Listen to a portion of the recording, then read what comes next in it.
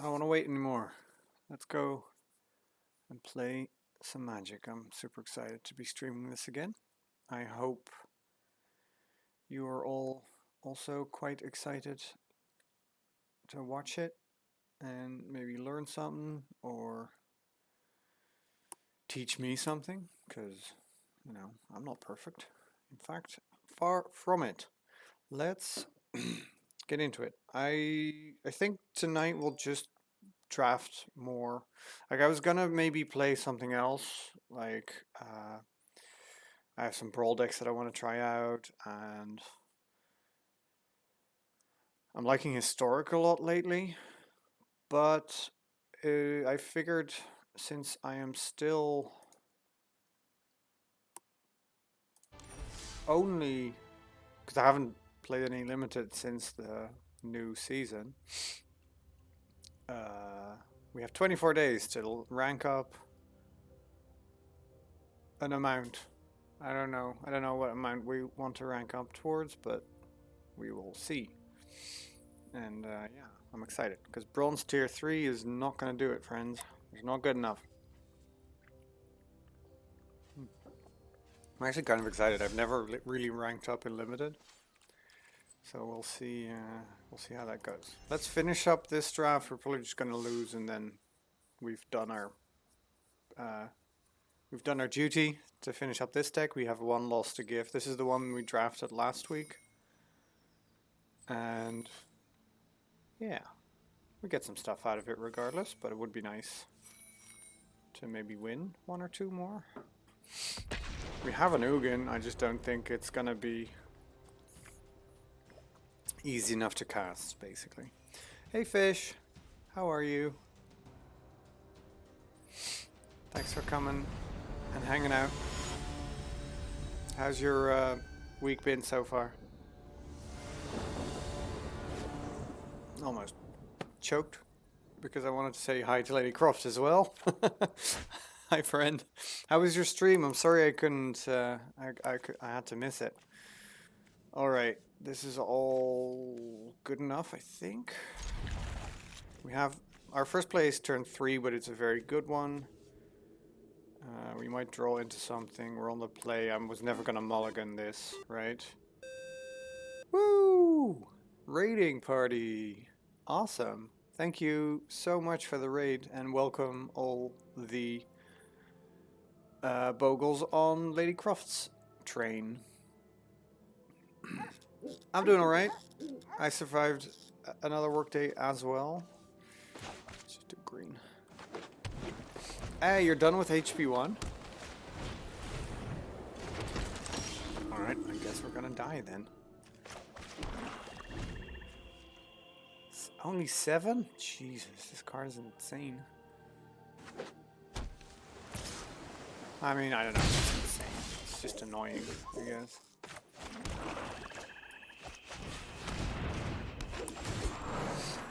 This card is insane. Lanor Visionary is very good. HP 1 was the only one I knew.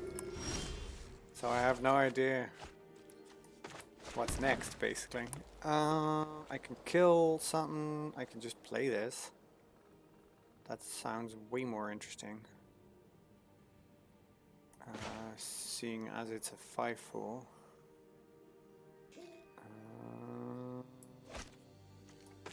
Yeah, sure. Develop the board, it's probably a better idea. And then next time we meteorite something, kill the 1/1 or whatever.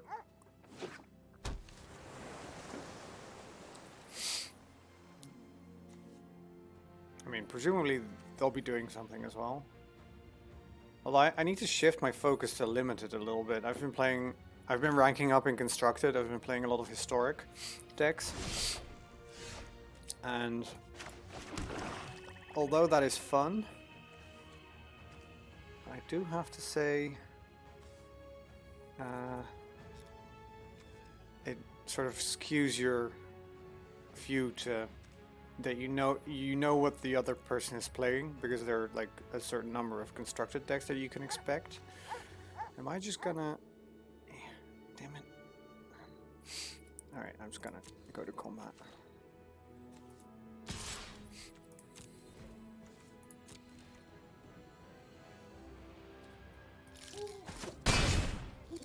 Are they gonna counter something?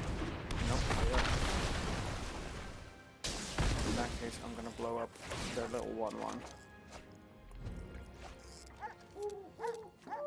Oh, and I even get to draw a card that lets me protect my creatures.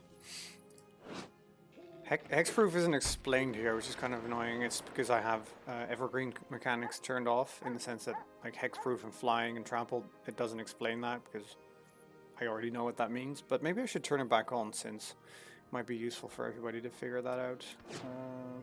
Pass, please. Can I do that here? Let's not do that now, actually.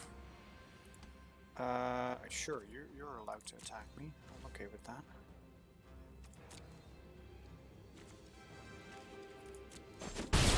Hey, Carmen.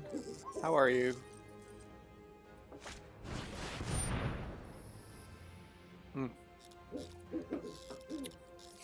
Alright. So they think that they're gonna bounce something of a man. I should be able to respond to that. Up to one target. Oh! Oh, damn it, that's annoying. I can't protect against that. Oh, no, I can. Never mind.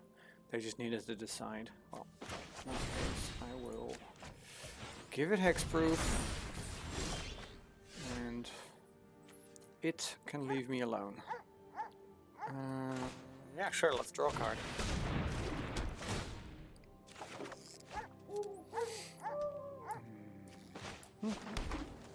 One, two, three, four, five. So we can even just finishing blow that if we wanted to.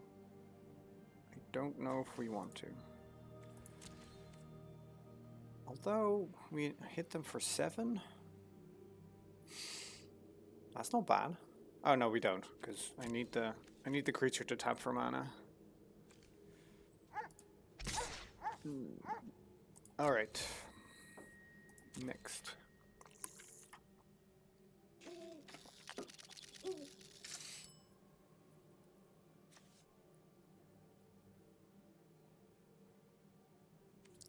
If we draw Ugin now, we can actually cast him. Exciting. You'll see we won't draw him, because we only draw him when we can't cast him, because he's too expensive. Hey, who's gone? I'm gonna say hi real quick as well. Hi! Was that quick enough? I think that was quick enough. That's a horrible joke, but I know who's gone is gonna appreciate that. Also, Waloo is not quick at all. Turn 31, yeah. Alright, I should do something. My turn is up. I'm not going to do anything. I'm just going to keep up finishing blow. And we'll see what happens. We're probably going to finishing blow the roaming ghost light at end of turn. I know I can do it now, but but I kind of want to see what they play, and I can take 3. I'm not that worried. Ideally, they want to keep up the enforcer, but then we kill the ghost light so they can't tap whatever they want to tap, because they can only activate this tap ability.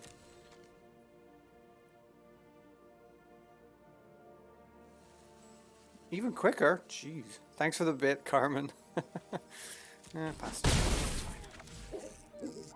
3 cards in hand. So much mana. They should have something, right? Should they not have something?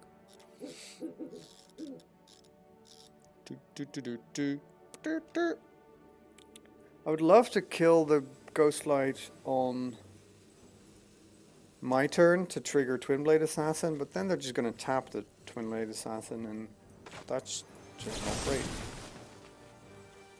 Kill this.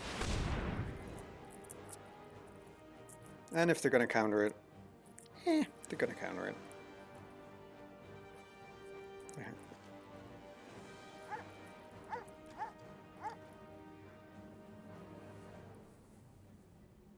How's everybody's week going? Like Fish said, she and myself as well, I guess, survived another workday. Barely, I have to be honest. Although I am getting, at work, I'm getting fairly close to finishing something. A project that I started like, what, 3 years ago, and that's been like up and down and up and down and not a priority and yet a priority, and now all of a sudden it's a priority. And it's one of those things where you just need a lot of people to go along, and then also you need to find the time yourself. Why am I not? Can I not? What's happening? Opponent. Why is nothing happening? Anyway, we're getting really close to finishing it, so I'm super happy about that. Which one?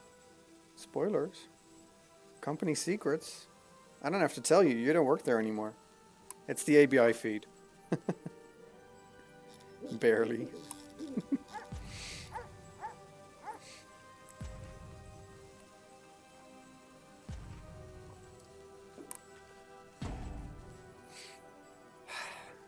Lethal Phil is either thinking real hard. I guess they're thinking real hard.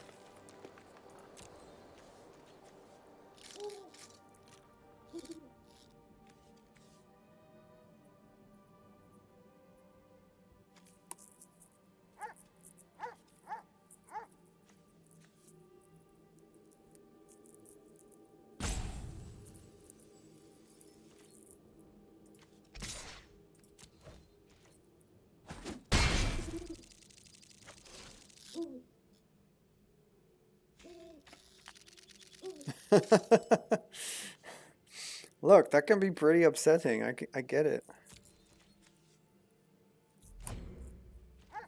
Breathing's fairly important, right? Oh, man. Ah, exile? That's so annoying. I have something to get it back, but... Okay, I've drawn a lot of lands. So, ideally... Actually... Since I can get it back with Indulgence, I wouldn't mind the Visionary dying. Because then I get another Enter the Battlefield trigger. Oh, what? Boring. Fine. That probably wasn't the smartest, I guess. But now they have wasted that, I suppose, so. Alright.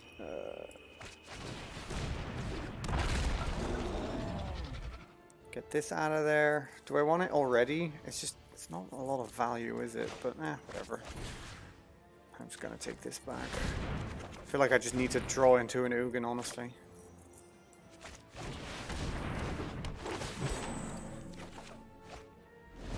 Or a 1/2 flyer with potential death touch. Oh, jeez, they have 2 Celestial Enforcers? I guess if they ever get a flyer, I'm fairly screwed, eh? Alright. That is a good card. Ooh, this is also a good card. Shall I wait? Yes. I'm gonna wait on that one. Seeing as... Well, that just sounds... Wait, this has trample too, eh? So I could technically play this now.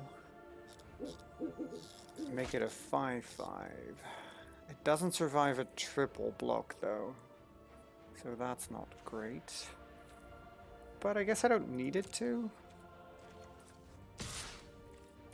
They have no cards in hand, right? So the chance that they draw anything interesting is fairly limited.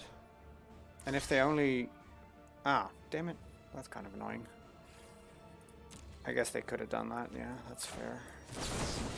Well, let's at least keep it alive.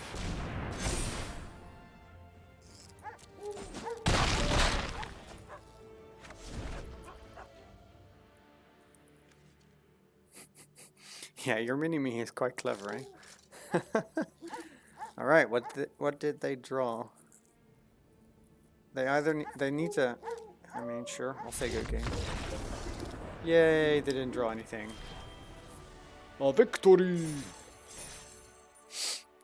Climbing that ladder. And it begins. Hey Eric. How are you? Teach him something bad in Dutch? I don't know. I don't know about that. What is bad in Dutch? Slecht. Iets slechts. That just means something bad in Dutch. That's literally all it means. Yay, reward, I don't care. Alright, I guess we're not done with this deck yet, since I haven't lost. Since I didn't lose. No, I was gonna ask Eric if... not the word bad. No, I didn't teach him just the word bad. I taught him something bad. I was gonna ask Eric if you're giving him more or less crap about him playing Call of Duty.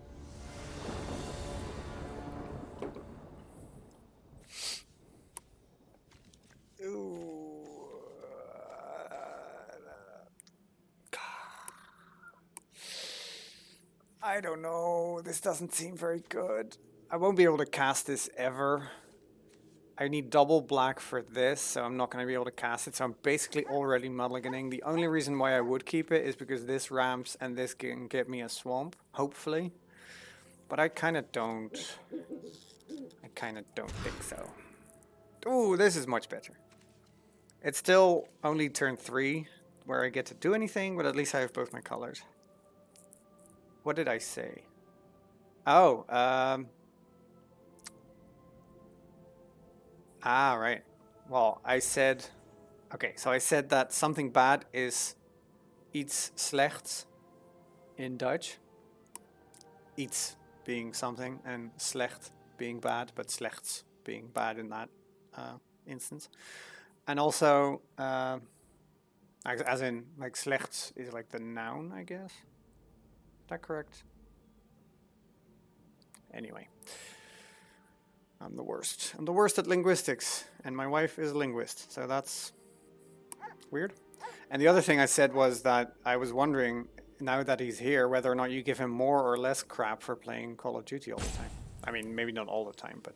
Okay, I'm keeping this, and I'm throwing away the Mauler? Yeah.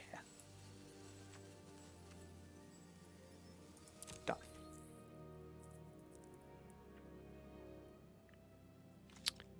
Hey, I'm on the play again. That is quite useful. Oh, what a cute owl.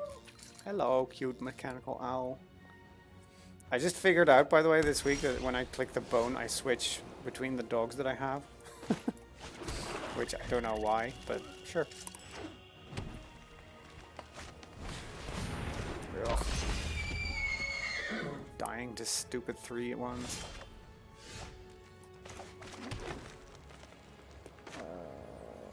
Right, so 3/3 doesn't really help, so we will just play this, hopefully draw land.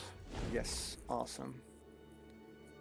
We're set for a turn 5 Colossal Dreadmaw, which is nice. Unless they kill the Visionary, obviously. Nope. You can kill me. Yeah. I figured. Ooh. Some counter, eh?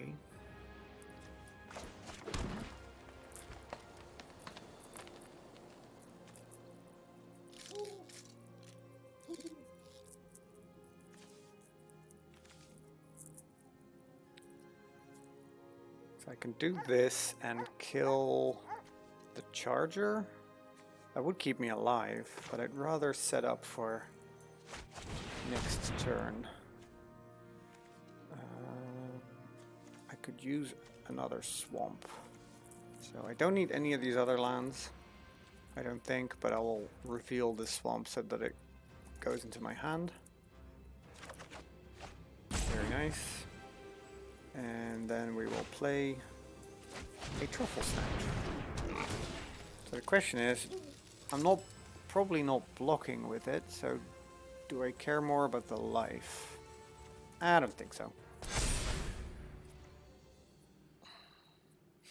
seems unnecessary to gain the life at this point.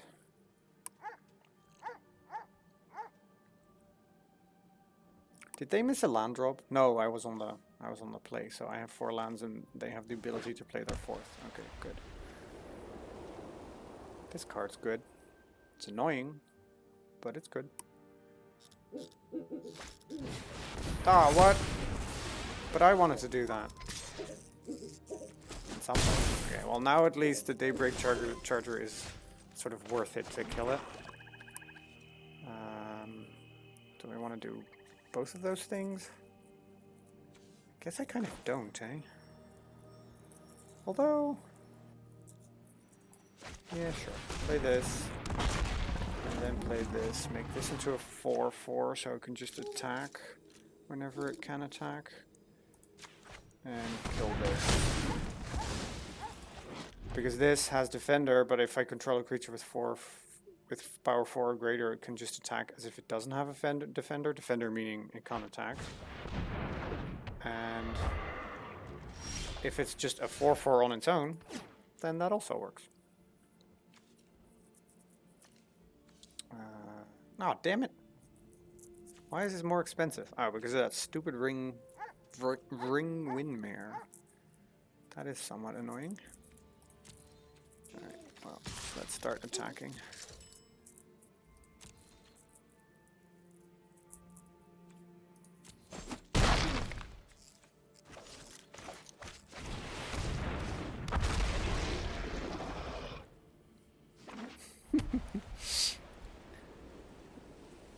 Carmen has on occasion used the pancake insult herself, although I've never agreed with the fact that there was ever... Oh, what? Okay, I guess we just lose. Alright, we're not winning now. Let me tell you. I guess if we draw Ugin next turn, then we have a shot at winning. But I can't imagine that that's gonna be... I can't imagine that's going to be a thing, because this is a Baneslayer Angel. Ignore all the protection stuff because it rarely comes up, but flying first strike lifelink 5/5 is just insane. Like we had that in our in our sealed pool when we started streaming Magic, and it's just, that card is nuts. I guess the only chance I have is if they block with the Dreadmaw, which I have no idea why they think they would need to do that, because they just go to 10. Ugh. The worst. I guess the only thing is that I win. If nothing changes, I win the race. Right? Because they hit... Oh no, I guess I don't win the race because they got lifelink. This is the worst. Miereneuker. Oh, it's not? No, I don't think it's an insult. It's just a statement. And the only reason I would ever sort of not use the word in like a professional setting or whatever is because it has the word fuck in it. Ugh. Ugh. Stupid Baneslayer Angel. Let the record show that I was winning. Nah, I don't know. Maybe I wasn't.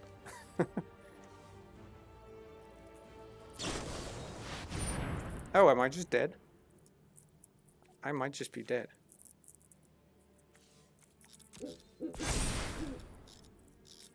Oh no, I go to 2. Wonderful.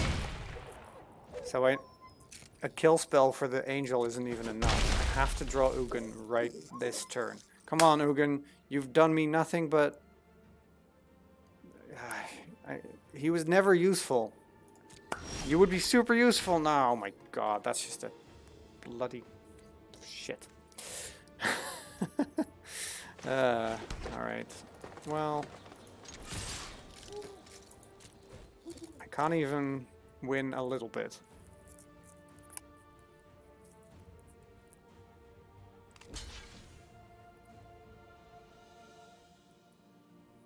No, it's just a statement of fact, right? If he's a Kugelbucker, then that's just what he is. Nah, she's a broodbakker, if anything. Alright. Well. Gotta make them do it. They might think I have something. But I can't imagine any reason why they wouldn't attack. Hey Yuri, you play Magic? Awesome. I used to only play paper really, and I've played some Magic online, but I figured, you know, if I want to stream the game, I might as well stream, you know, a nice looking version of it all. That's not boring. I actually don't know that deck. I haven't. I've been only dipping my toes into standard recently. Ah, CEDH. You're right. I have about 8 commander decks, but I'm not like super competitive about the whole thing. Sorry, I'm wasting this guy's time because they're definitely just winning. Yeah.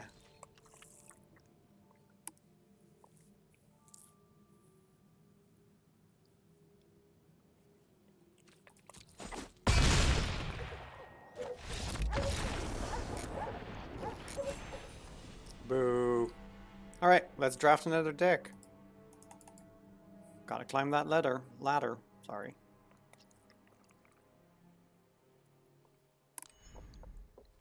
What's your commander? Sorry, friends. Alright, I'm gonna claim a prize. We're gonna open some packs. Oh, I actually made my entry fee back. That's nice. Ah, gave. Awesome. I have a... oh god, it's the partner commanders. Rayhan and Ravos. It's also sort of Abzan counters. It plays Gave. I just chose the partners because I thought that was interesting. But it could have easily been a Gave deck, I guess, without the tokens synergy, kinda.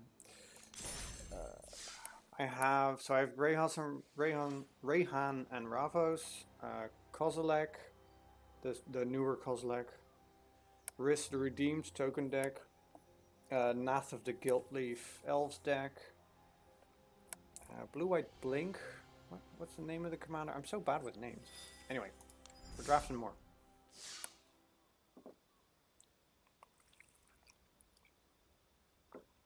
Ooh, Doomsday Reanimator sounds cool.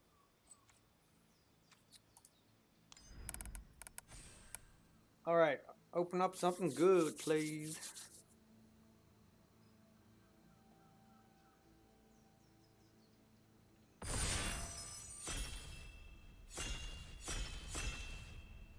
Fill them seats. Put those butts in seats, please. Fill her up.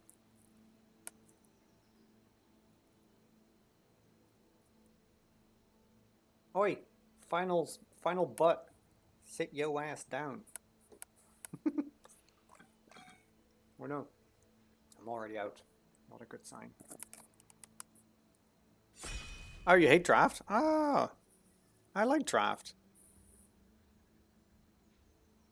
I think the order of what I like in Magic is like chill commander with friends, draft. Ah, what? Oh, I didn't click ready in time. Whoops. I'm such an idiot. Well, let's start it again. Okay, now I'm ready. Sorry. I wasn't paying attention. Commander, I guess, I don't know. Draft is either second or third. Second being probably Canadian Highlander. Alright, what's good? What's good in this? Shacklegeist, eh? 2/2 flyer for 2. It's fine, but it's not a first pick, especially if I'm not like heavily into spirits. This is cool if I want to go into the flying business, but then I would just take a Shacklegeist, and also I don't want to take a 5-drop already. This is so expensive. That's kind of cool. This is kind of cool. I think I'm just going to take Swift Response, honestly. It's just a kill spell. It's just a good card. It's not the best kill spell, but I think it's a little better than Shock, just because Shock doesn't kill everything, and this at least kills everything when it taps. 100 card singleton, and instead it uses the vintage ban list, but it has its own point system. Ah, damn it. See, this is the thing with drafting, and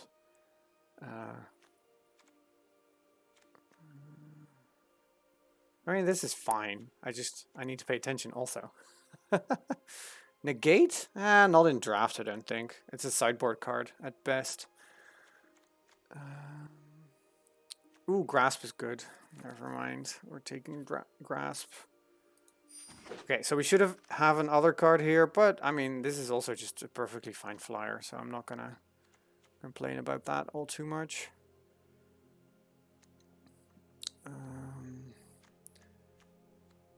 Do I want a gourmand? I'll be heavily in black if I do. An additional cost to cast a spell, sacrifice a creature.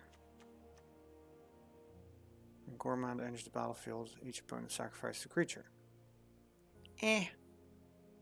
Real form's cool. I think I'm just gonna take the Chrome Replicator, seeing as it's early in the draft, so I can prioritize permanents with different names. And if you can trigger this, then it's just 2 4/4s for 5 mana. That's pretty good. I don't hate Riddle form, but I don't really know what deck I'm in yet, so I'm just gonna. Did I answer your question about Canadian Highlander? There's a bunch of, you should look up North 100. It's a podcast. They have a little 10-minute explanation of the format. But yeah, it's sort of 1v1, 20 life, 100 card singleton, vintage ban list with a point system. So you can technically play Black Lotus and Moxen and whatever, but they cost a lot of points and you only have 10. Reign of Revelation, I like drawing cards. The rest is perfectly serviceable. I like Sky Scanner too. But this draws me 3 cards.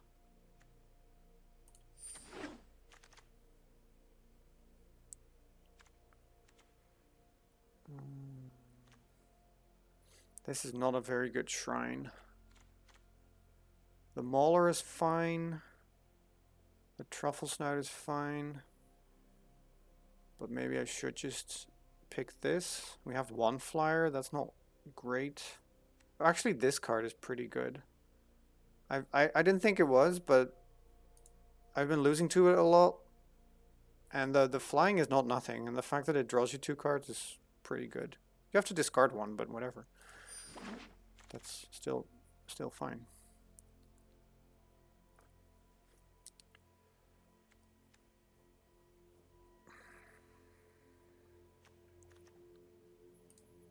Maybe I should just keep picking the blue cards. But then I won't want Frost Breath, I guess. Frost Breath is definitely a tempo card and not like a control card, so I need to be willing to be on the attack a lot, and with flyers I guess that is how that works. Sanguine Indulgence, I don't think I need to play unless I'm heavily into the life gain deck. We might still not play Grasp of Darkness. I would like to. It's probably one of the best. It's probably the best common kill spell, but yeah. No, well, I mean, I think we're just gonna keep picking blue though, because this isn't great in limited. It's anticipate but sorcery speed, so But the skimmer is pretty good, especially if we can pick up more flyers like the Pegasus. The fact that this is here is actually a sign that people aren't in the white-blue flyer stack.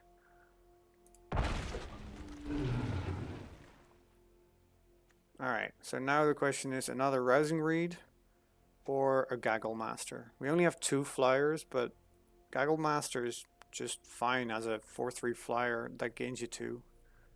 Because even without other flyers, it's fine. Also, it's a bird warrior with a goose face. Or head, I guess. Also face, but also head. Anyway, we're picking this. Black seems to be drying up a bit.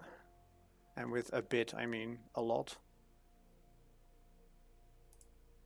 I'll take this. I'm not sure if I'm going to run it because it's so expensive, but either drawing 3 cards or Bouncing two of their creatures doesn't sound horrible, and this is not great in a heavy creature deck, and this is just not great to begin with. I guess this blocks on the ground, but it's so expensive. 4 mana for 2/5. Meh. Well, I'm not taking another one of these. I will be taking this, though. Oh, no, I won't, actually. Never mind. I thought this was a flying thing, but it's more of a life gain thing, so I don't think we're going to be able to do that. Then I'll take a Warded Battlements. It's not great, but I'm not taking 2 Reeded Tides. That's way too expensive. Cancel probably doesn't go into the main, but it might. Lofty Denial will, though, because I'm assuming that I have a bunch of flyers. There we go.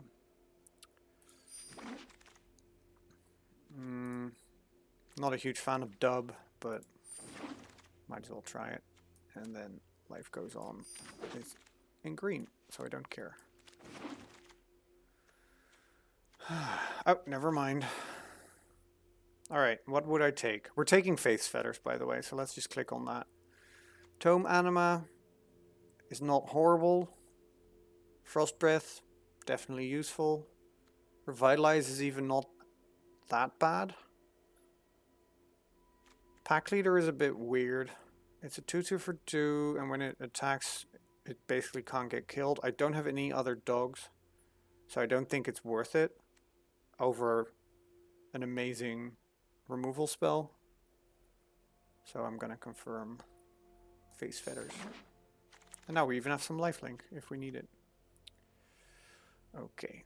Oh, another Grasp, but I actually think we're not going to be in black, because it's double black and we're heavily blue-white flyers at this point, which means that I would like a Meteorite, and I would like...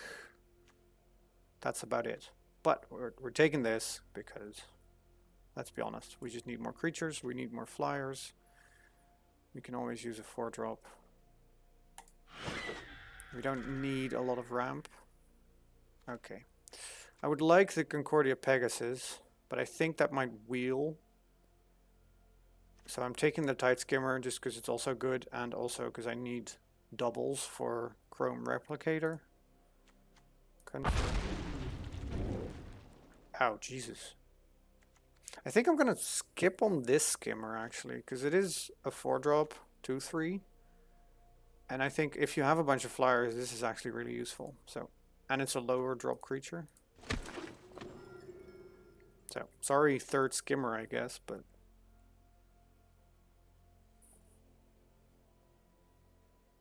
I doubt that that's useful. Do I have other spirits? I don't, do I? They're all birds. Human Cleric. How many creatures do I have? Only 8? I need to pick up more. Ooh, like this one. Ooh, never mind, like this one. Okay, so yes, we're white-blue flyers, so a 1/3 flyer is perfectly fine, but this flies, and it draws me a card. So it's better? Yes. I'm gonna think. I'm gonna take the better card. Feet of Resistance for some protection, or Rambunctious Mutt to kill an artifact or enchantment. I'm gonna take the cheaper card.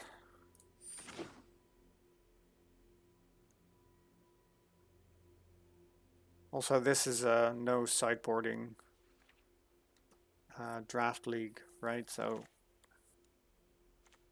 I don't really know if artifact hate is all that necessary.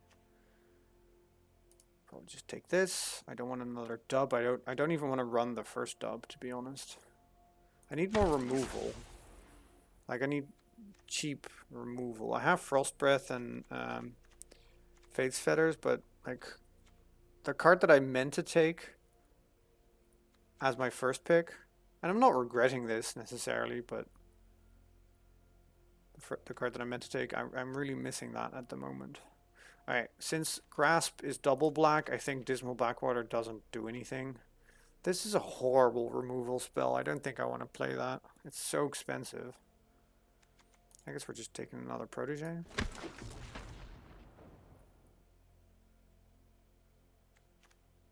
This one or this one? No, I need more creatures. Give me a tome anima. Not to be mistaken with a tome enema, which is enema by shoving a book up your colon. You know what? Forget I said anything. I'm taking another Read the Tides. Just because. Actually, should I just take an Eliminate and see if I do splash that as a removal spell that I can cast more easily? Second Frost Breath. Might as well take this card then. I don't know if I'm running 2 counter spells. That seems a bit unnecessary. I'm definitely not running 2 tome animas, but whatever. Oh, Baron. Yes, please.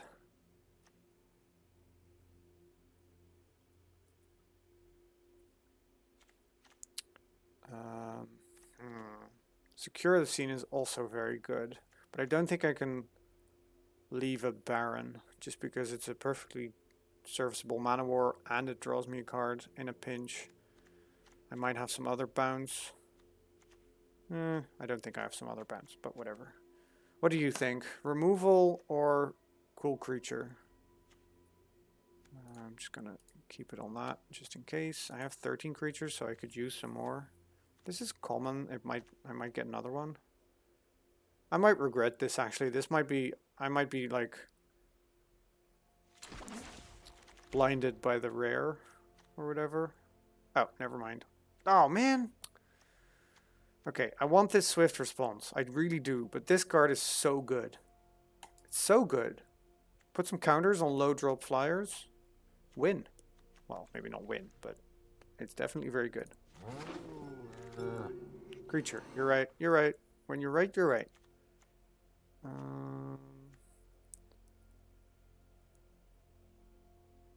No, this card is not great. It does it's 4 mana doing literally nothing at that point. Meaning it's either a second Rousing Reed or a Gale Swooper. I have so many 4-drops already. How many creatures do I have? 15? 15 is not bad. I mean, I have some cuts to make. Fair enough. I'm taking the Rousing Reed. I think what's pushing me over the edge is the Chrome Replicator, so a double Rousing Reed is also kind of useful. Like, I have a lot of doubles at this point, but I think we're taking this. Draw a card, then draw a card equal to the number of Frantic Inventory. Yeah, that's good if you start with this and pick up all the inventories that you can, but we're not. This is the first time we've seen one. The Enforcer, we have one already, and I don't know if I need any more. The Ghostlight's very good, so I will pick that up. The Tranquil Cove is nice, but not necessary. 9 lives. If a source would deal damage to you, prevent that damage and put an incarnation counter on 9 lives. When there are 9 or more incarnation counters on 9 lives, exile it. When 9 lives leaves the battlefield, you lose the game. This is probably fun in some sort of constructed environment, but I don't think it's very good.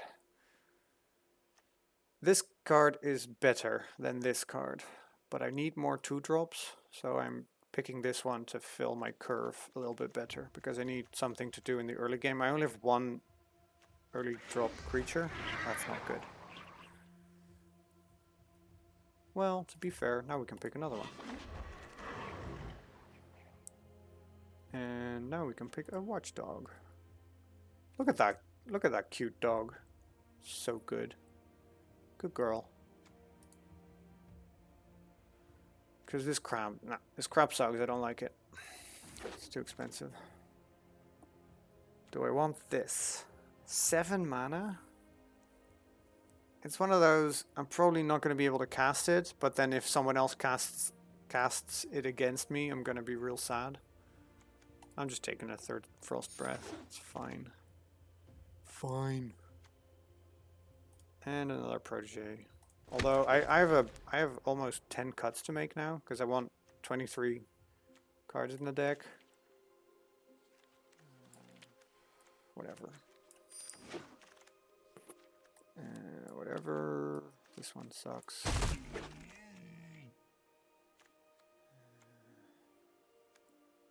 Don't care about any of these. I'm picking this one because it's in my color. I have no idea why I would ever run it. Same with this. It's just, they're just not good enough. Rookie mistake just doesn't do enough to deserve a slot in your deck. Hey, have fun playing Skyrim, who's gone. Thanks for hanging out for a bit. Say hi to Mini U. Whoops. Ooh, and a fancy island. Okay, so now we build our deck. We want 23 cards so we can play 17 lands. These lands, in fact. So we need to make 10 cuts. Jeez. Okay, I need these low drop friends. I don't think I'm going to play 2 Lofty Denials. Shacklegeist is good, Vidalian Arcanist is not. Dub kind of sucks, the Battlemans aren't great. Do I need 3 Frost Breaths? It would allow me to win fairly quickly, but I don't know if I have enough low drop creatures to make that work. Don't need 3 Proteges. I need a Baron. I need a Sky Scanner. I need this definitely, this definitely, this definitely. I kind of just like this card. I think it's pretty good. I want both of these. I don't necessarily want any of these. Replicator is good. Ghostlight is good. Candle Master is good. This deck is not horrible. Let me tell you what. It's not great, but it's not horrible. 3 more cuts. A. Am I playing this? I think it's good to have something up top. Like at the top of your curve, even if you're trying to be like an aggressive tempo deck. These last cuts are always difficult.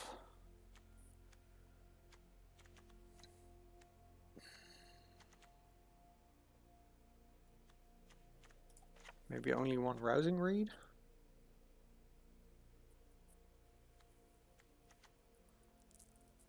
Because I need more creatures than enchantments, otherwise I have no creatures to put the enchantments on, right? 16 creatures is a lot. So maybe just a Watchdog, because it also is not really doing much for our plan. 3 2-drops might be enough.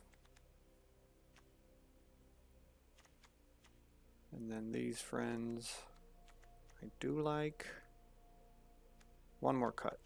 One more cut. I'm just going to cut a Frost Breath. I don't think I need that many of them. Alright, this is the deck. Allow me to swap out these. Nothing against Nick Southam, but the artist who made these.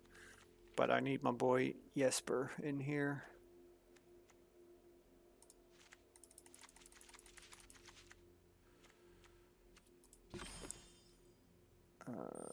All right, 13 blue, 8 white. So yes, I need 1 more blue, and then 8 plains. Sounds good. Well, this is a deck. What do we want as our sleeves? Just put these in, I guess. What? Yeah, I don't think so. Don't think so, Lady Croft. Yeah, this is not a doggo deck, though. Okay, fine. I'll put this wolf in. This little wolf cub. They actually kind of look like bananas sometimes, so that's kind of cute. Boom. Thanks to Conquistador for getting me the codes from his pre-release so that I could have these sleeves. If he'd had asked, I probably would have said, please keep them yourself, so, you know, go play Arena, but I don't think he's interested, so glad he gave them to me. Lady Croft, I don't know if I want to do that. I don't know if I necessarily trust your any of your judgment yet. You can start by telling me what to do in the chat. I'm okay with that. Like, what do you think? This deck, is it nope. Is it good enough? What would you put in?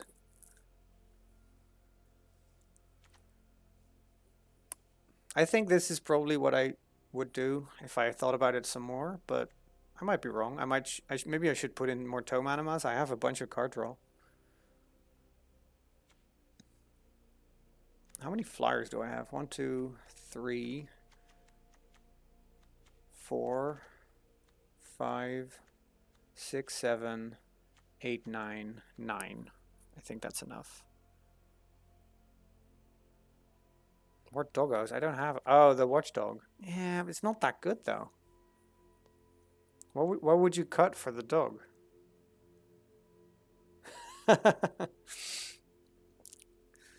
Well, okay, so the idea of deck building, maybe we should play another sealed at some point because deck building is a lot easier there because you don't have to make card by card decisions. You can just look at your entire pool. The idea of deck building is that it has some rules, right? You can find this anywhere, honestly, but if you want to know how to play limited, there's some rules that you first need to know before you can break them, which is to say you can definitely break them, but it's good to know what sort of the baseline deck is, right? So a deck of limited is 40 cards, as you can see here, which generally amounts to 23 spells and 17 cards. If you're like one color and your deck is very aggressive, you could potentially play 16. Sorry, lands. Did I say 17 lands? Yes.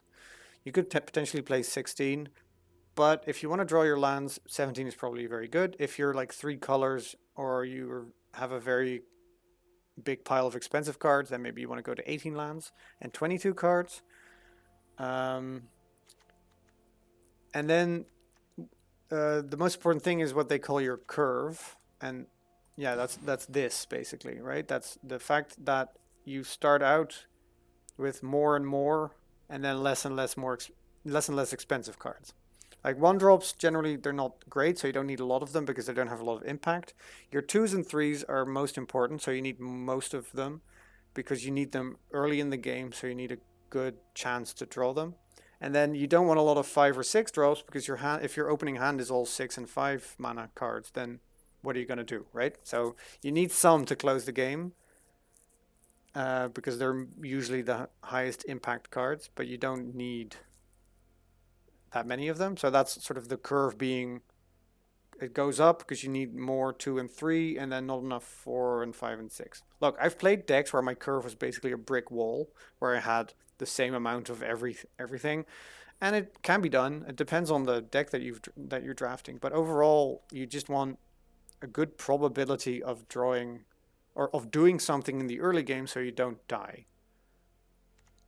And in the case of this deck, I just want a lot of creatures so that I can keep attacking and pressuring, and then whenever they try to do something, I either counter it, or I remove it from the game, or I tap it down so they can't block, and I can just keep on the pressure. That's ideally what happens. I have one other spirit, so this whole thing is not... Oh, I guess I can tap the Roman Ghostlight and the Shacklegeist to tap something down. That's not... This isn't an amazing card. I'm still glad I picked it, I guess. But it's fine. It was an accident. No, don't get more doggos. If you want to win. Oh, yeah. So, is there anything else that I want to... about deck building, the one more thing is games of limited especially are mainly won by playing creatures. So you want around 12 to 18 creatures. Like a regular deck has 12 to 18. There are some deck archetypes or decks that you could build that have less.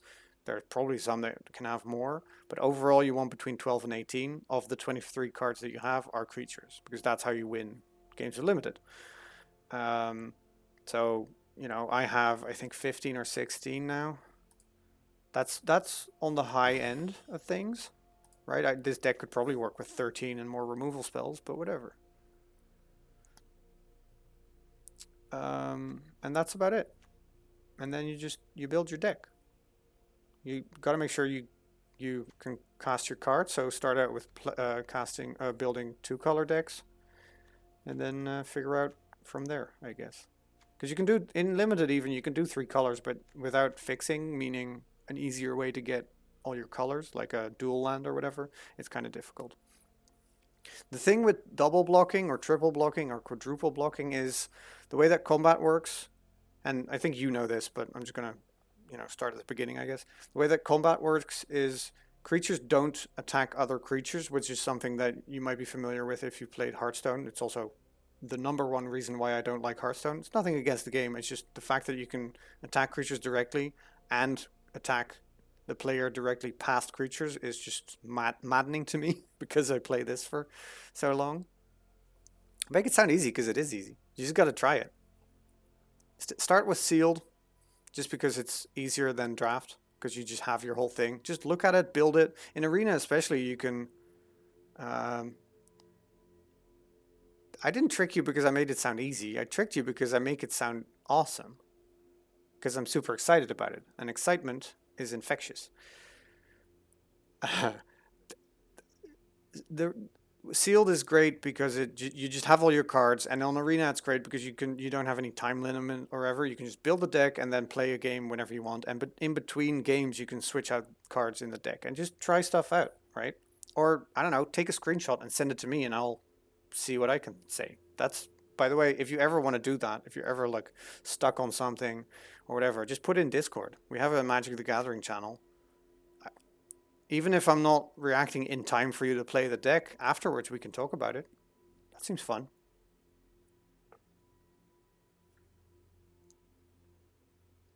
COVID is also infectious. Well, yes. But not because I'm excited about it. Also, I never tricked you into getting corona. No, no, you're not shit. You're perfectly fine.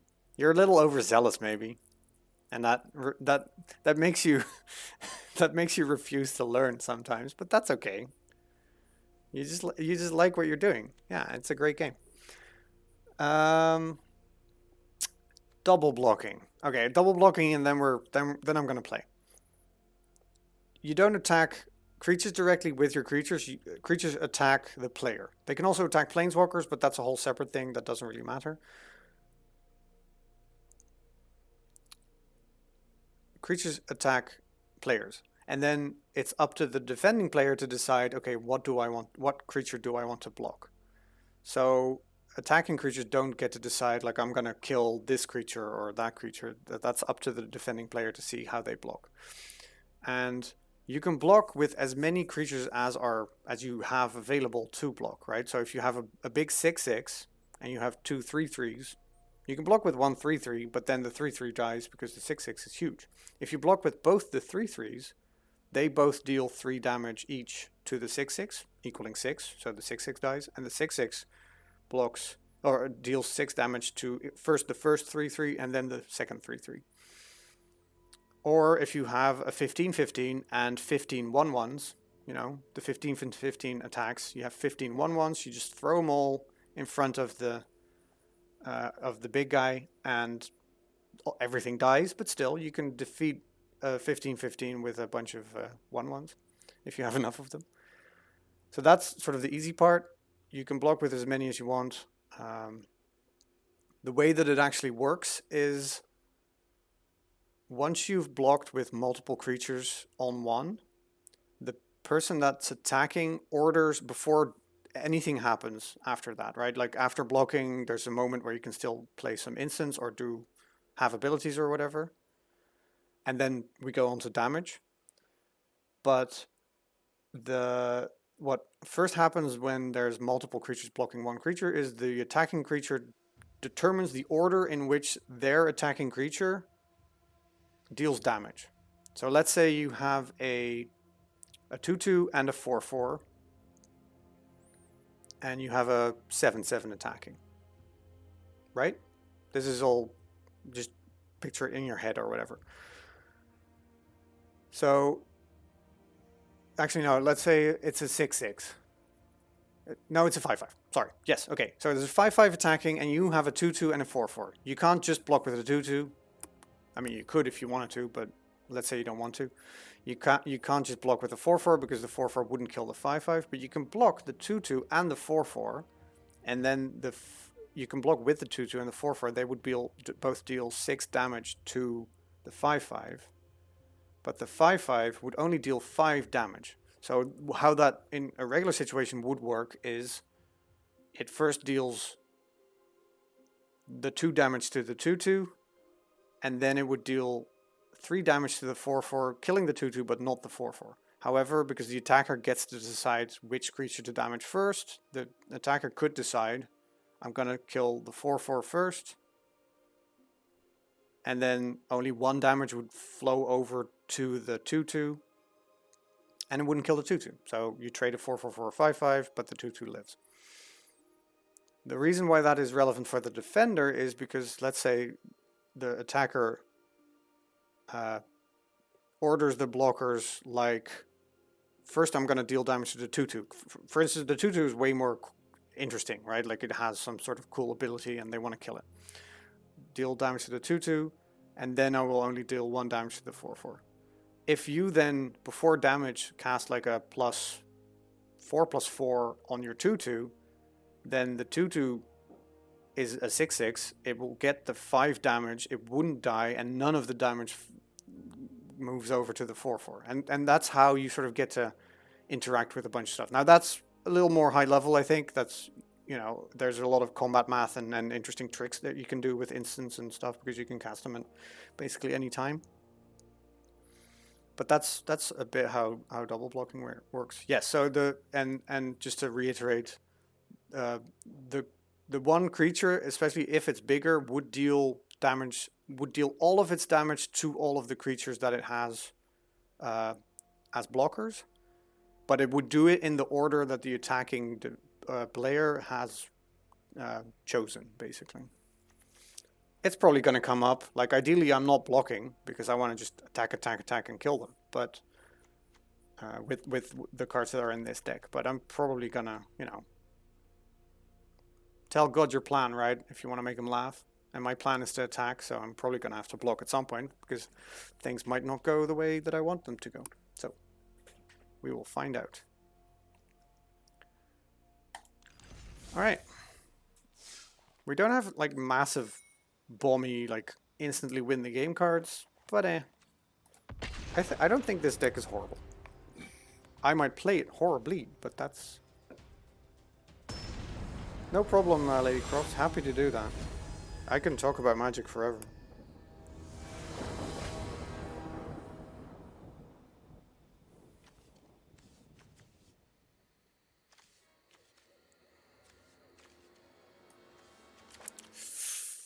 So, I think I'm gonna keep this.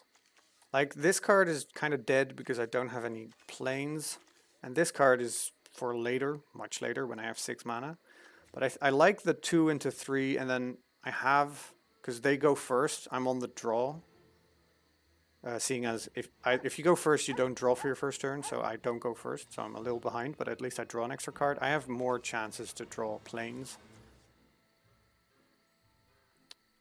So I think this is fine. I only need a planes on turn 4, I guess, because I have stuff to do on 2 and 3, so I'm going to keep this. Thank you. Oh, what?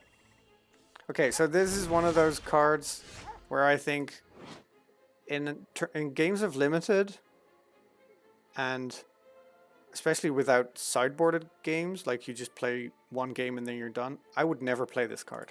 Like, yes, they just took my 6-drop Read the Tides. That sucks. But what if my hand was this, right? They just put a card in their deck, spend a turn on it, casting it, and they would have gotten nothing because Duress doesn't get creatures. It's non-land, non-creature. And what if you draw it like on turn 5, right? Because they only probably have 1 in their deck. And then on turn 5, I either have nothing in my hand or they want to do something else. Don't play Duress. Put it in your sideboard and then board it in if you're playing like best out of 3 or whatever. Luckily, they follow it up with an amazing card. And I'm very jealous. So what do I want to do? I don't want to bounce this because then they just get to draw another card. So I guess I just want to play a Sky Scanner. I want to draw a card.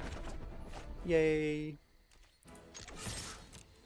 Hopefully, green isn't great at dealing with flyers. I mean, they have some reach options. Ooh, they're playing blue also. Interesting.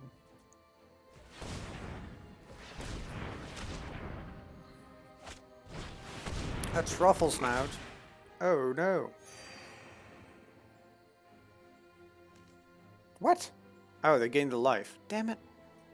Now I don't even want to bounce this, because all their stuff has like... Oh, never mind. It's dead. It's dead already. Hey. Wow, just in time, eh? Oh, actually. Never mind. Okay, so I was gonna play this, because I have 4 mana now, but this makes something fly for 1 turn, and, you know, these already have flying, so I would rather wait until having a non-flying creature on the board before playing this. And this, I play this and I get to immediately attack with 2 creatures and draw a card. And drawing cards is very important, because you want your resources. Like, if they don't kill anything, I get to just draw 2 cards again next turn. So I keep filling my hand, and they're going to run out at some point, and I'm just going to keep doing stuff. I mean, sure, that happened. That sucks, but what are you going to do? Sure, attack me for 2. This is a cute cat also. Other cats you control have +1/+1 and have protection from dogs. That's just awesome. That's such good design, I love that. Protection means that they can't be damaged, targeted by enchanted or blocked by dogs in this case. I don't have any dogs, so I'm not that worried, but still, it's very cute. Also, if one of their cats manages to come over to my place, they basically knock my sky scanner off the table, which is very cute. Luckily, I have another Tide Skimmer. Give me another card, please. Thank you. Drawing cards is also good because it makes you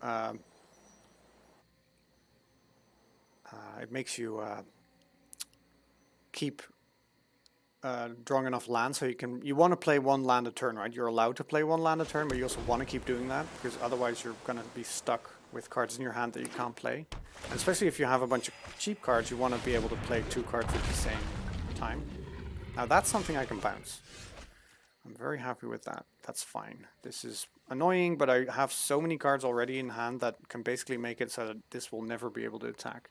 The maximum number of cards is 7, which means that you can have more cards in hand, but then at the end of your turn, if you have more than 7, you need to discard. Okay, so I have 5. What do I want? What do I want? What do I want? I guess first I just want to attack, right? Because they still can't block. And I get to draw another card.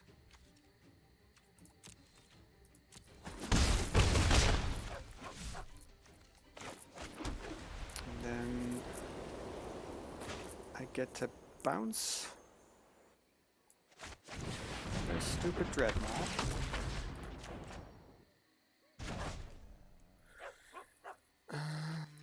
And I guess play the Enforcer, which means that I will be able to tap down the Dreadmaw forever, basically, because I have so many flyers. Yeah. I do think people on Arena concede too much. Like, I've been taught limited, especially, but like playing Magic, I always say that loading ready run, Twitch streamers, YouTubers, loading ready run, they're great. Go have a look. They make great Magic content, but also just other funny stuff. They got me into Magic, but Limited Resources got me good at Magic. And Limited Resources is a very well-known, it's probably the most famous Magic the Gathering podcast. And they they teach you like high-level limited play. They do set reviews of new sets as well, which is very useful. They just go over every card and tell you if they think it's good or not, which is very useful if you start out and aren't very good at card evaluation, which I'm not. Like, all I know from card evaluation is because they taught me. Why did I bring that up? Ah, yes. One of the things they say, or at least one of the things they advocate for, is never just concede. Like, make them have it, right? Make them kill you. And I think because on Arena it's so easy to get to another game, you don't have to like wait for your opponents to be done so that you can start another one, or you don't have to wait another week to see your friends. People just concede way too soon because they feel like, I can't win this, whatever, I'm going on to the next one. Sure, that's probably a good use of your time, but I can't tell you how many games of Magic I have won that I was sure that I was going to lose, but either I drew something that got me out of it, or my opponent just made a mistake, right? You gotta give your opponent the opportunity to fuck up. And a win is still a win if that's like your most important thing, right? Like, sure, not wasting anybody's time, your own most importantly, and also just having fun. Having fun is probably having fun and doing cool stuff is my like focus in this game for sure. But winning is nice. Alright, this is not enough lands, but I think I'm keeping it because I can do stuff, and I really like this combo of like having these two and then playing the Chrome Replicator, because that is, read it here, that is just a very good card if you have two of the same. There's an argument to mulliganing this. I'm actually not sure. I actually think it's maybe a mistake to keep it, because if I don't draw any lands in the first 4 turns, that sucks. But 4 turns and there's like 15 more lands in the deck. That's almost 50%. Fine, I'm keeping it. It's probably going to be fine. And if not, lesson learned, I guess. Although, another thing that limited resources really taught me is not to be results oriented and really pay attention to results oriented thinking in the first place. In the sense that, you know, what if this hand, what if I lose, right? What if I don't draw any other lands? The results oriented focus of your thinking could be, oh, in that case, I'm never keeping a 2-land hand ever again, because I'd lost this one. But just because you lost this one doesn't mean that the decision wasn't still great. Or you keep a great hand and you still lose. Or you keep a bad hand and you win. Doesn't mean you should do it next time. So that's sort of like, there's a lot of strategic thought going into Magic like that, and it's actually kind of funny how it also helps in life outside of Magic. But maybe I'm overhyping it now. Spider-Man pointing at Spider-Man meme. Hey, a land. Awesome. Just 2 more lands and I can basically do everything I need to do. We are not attacking, because it's fairly pointless. 1/3 into a 1/3 doesn't really do anything.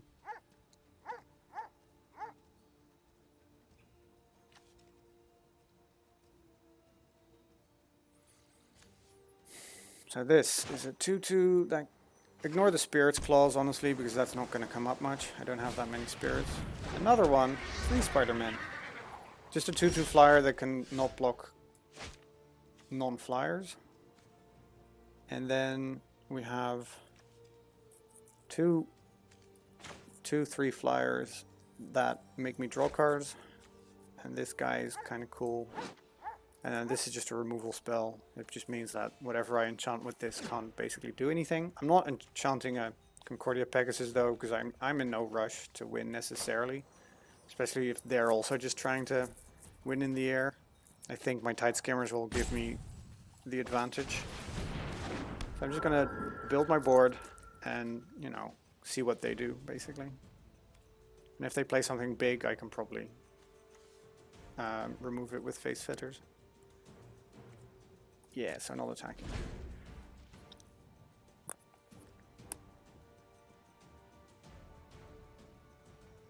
What do I want to draw at this point? I don't know. Lands, I guess. Yeah, lands. Like, if I don't draw a land now, that would really piss me off. Because I missed one already. Like, I already had a turn where I couldn't play a land. Alright. Perfect. Perfetto. So the thing is, I could attack with the flyers to draw a card, but then they just double block my Shacklegeist, right? And since we went over that, the Geist would die and these two wouldn't, so that's kind of trading this in for another card. I don't think that's good enough. For 2 cards? Like if I land another skimmer and then just throw away a Shacklegeist for 2 cards, I would do that. But who knows?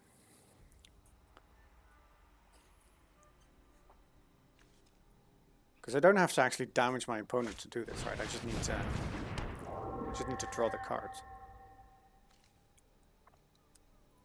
Oh, I just need to attack, I mean. Alright. I'm just going to play another one. And I actually think... Oh, actually, never mind. I don't actually have to throw away the Geist now, because I can just attack with these two. And they can't really block. They can block, so they won't take damage, but they won't do anything else. Because everything has 3 toughness, basically. I don't think that if I'm drawing 3 cards a turn, like they don't do anything about this, and I draw 3 cards a turn, right? The card at the beginning, and then every time I attack, I draw 2 other ones. I can't imagine that I'm not going to win this. That's just way too much card advantage. And the moment I use my Basri's Acolyte to put, you know, counters on a Shacklegeist and a Tide Skimmer, they can't even block with the Pegasi anymore. So that is what we will be doing next turn. Oh no, it's a Gale Swooper. That's fine. I don't care.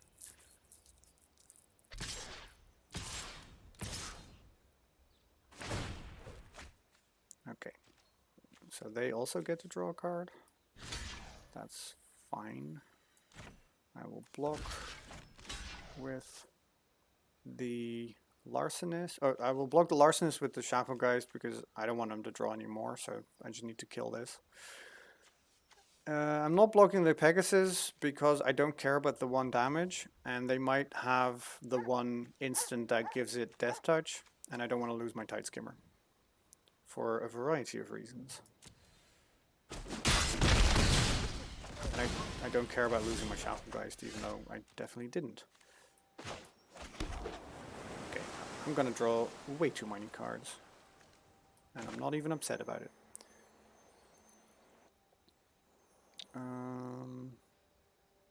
Yes. Play the Acolyte. Make these guys into 3/4s.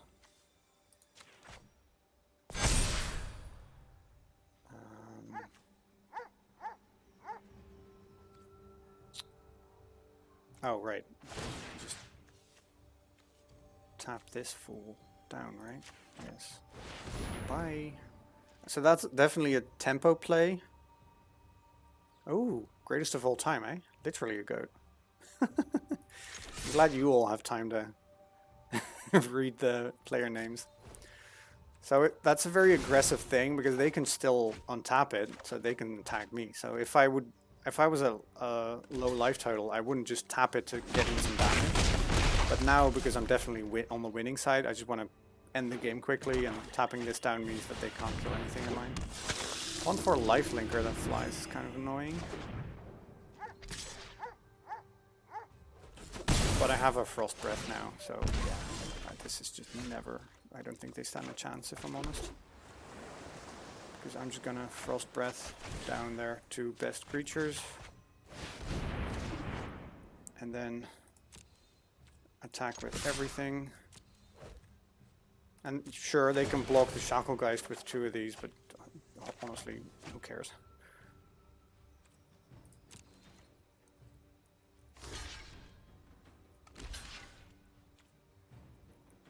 Sure, that is also fine. 9? I don't know if it was 9. 6, 8, 9. Yes. I don't feel like removing any of these. I don't feel like playing this right now, so I will keep up this instant to make them think that I have a thing. I don't. But it's always good to make them think that I have a thing. And then I draw 3 cards at the end of their turn.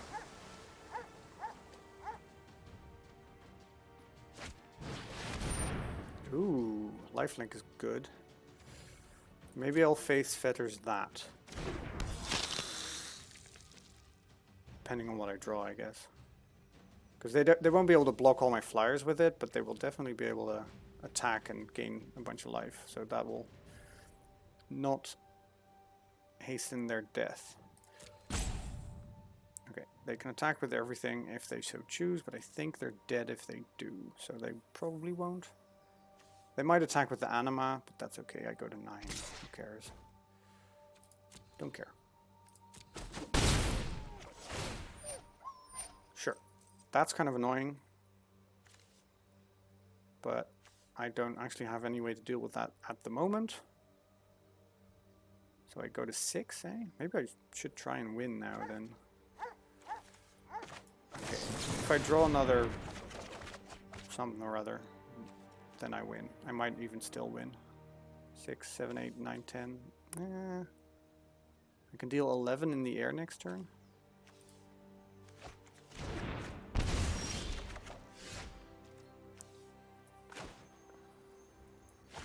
Sure. So face feathers this guy.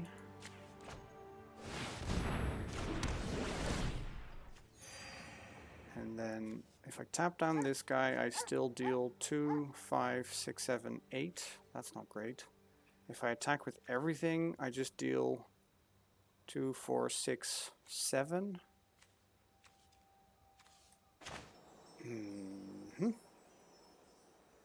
Maybe I probably would have won actually if I tapped down if I Faith Feathers the Concordia Pegasus and make the Celestial Enforcer flying.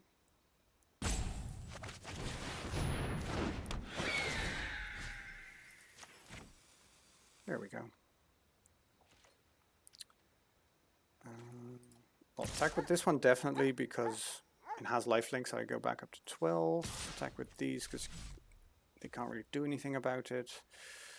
6, 7, 8, 9, 10. Oh wait, do I just win? No, I don't win. No. I can take them to 1, which doesn't sound amazing.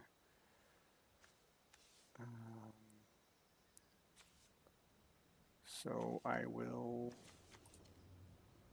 I guess, keep these back. Attack with these 4. That will give me the best chance to not die. Oh, well, sure. Okay, so unless they do something radical, I'm winning next turn, so that's good. Sure. 6.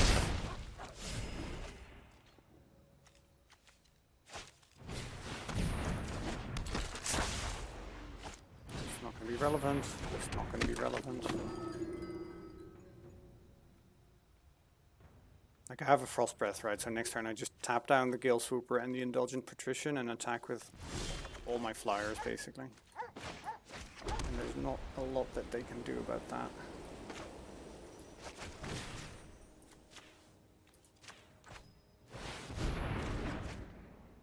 Although, no, yeah, they definitely take, they can only block these 2 and then take 6.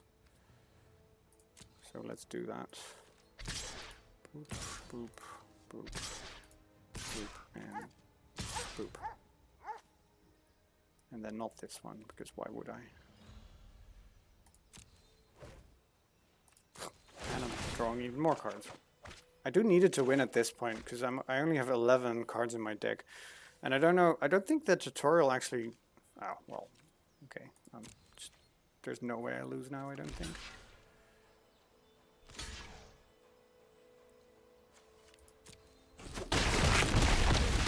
Okay. I don't think the tutorial covers this, but there's a second way to lose the game.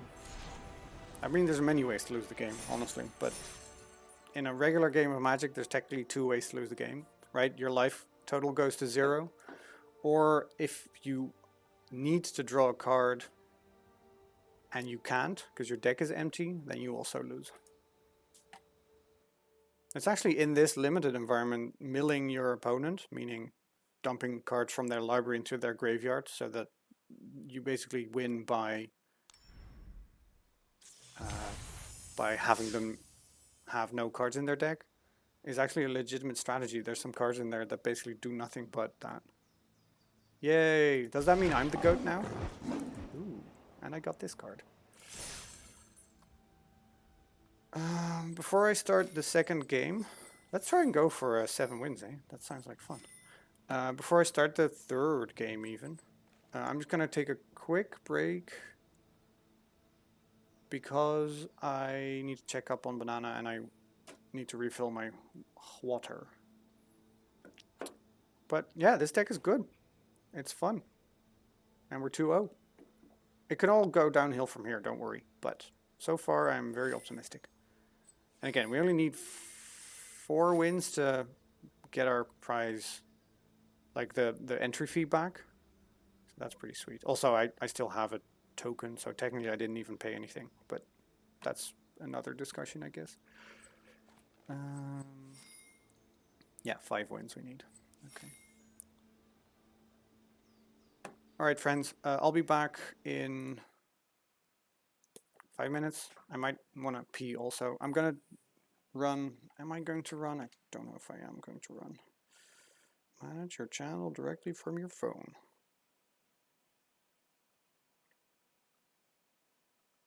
Can I not run ads?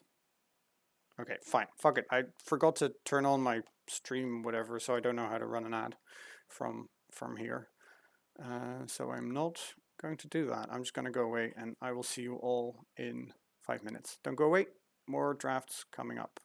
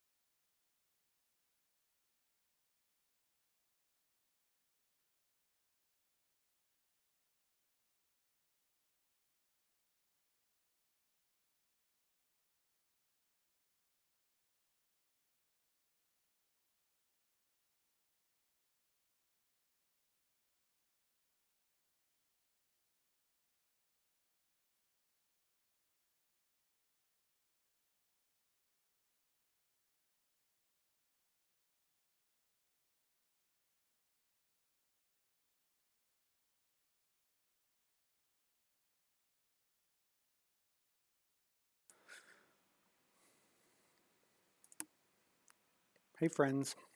God, my beard is all over the place today. I'm back. So I don't know. I'm kind of still high from why why is this bar here? What if I don't want this bar here, eh? Oh, right. There we go. Ah, why is this bottom bar here? Go away. Okay, good. Jeebus. All right. I'm back. And yeah, we're winning, so let's keep doing that, eh?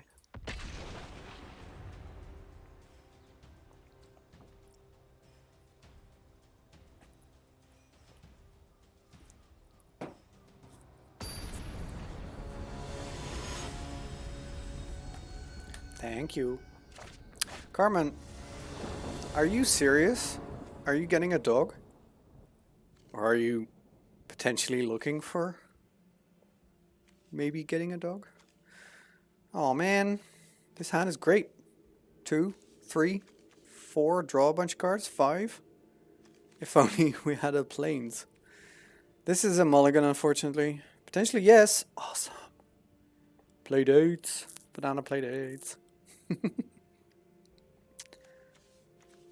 Yeah, this is a perfectly good hand. If I could trade the feet for a planes, then I would definitely keep it. But at this point, I have no idea when I'll be able to cast any of my spells, so I'm just gonna mulligan. This is also not great because it's not that many lands. But at least I'm not going to 5, right? Because I already have to get rid of 1. I'll get rid of the Gaggle Master because it's the most expensive. And at least this is a 3 or 3 into 4 into Frost Breath.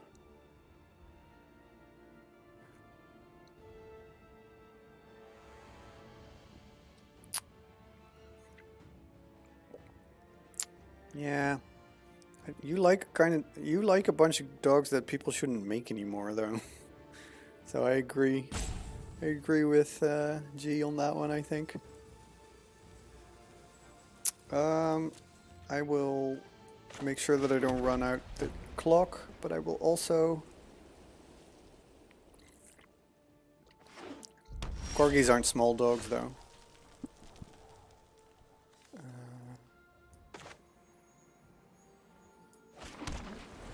Alright, I need a land now. Land now. Ah! I still think it was the right decision because going to 5 just sucks. Like, you have such card disadvantage over your opponent, but yeah. Not saying we can't still win, but like I need more lands. Like I need to draw at least 2 or 3 lands in a row now. If that doesn't happen, then I am just done. Oh well, that's magic.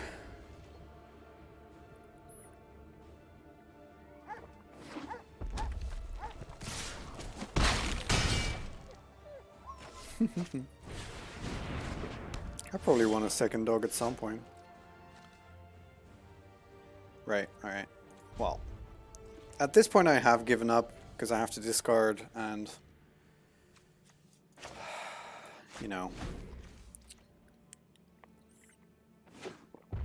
sometimes that's what magic is. Luckily, it doesn't take very long to get into the next game, so it doesn't particularly bother me. Like, the randomness of the game. Hey, it's a land. I can actually cast some cards. Not a lot of cards, though. Yeah, well, I mean, sure. I'll cast this, see what our next card would have been, but...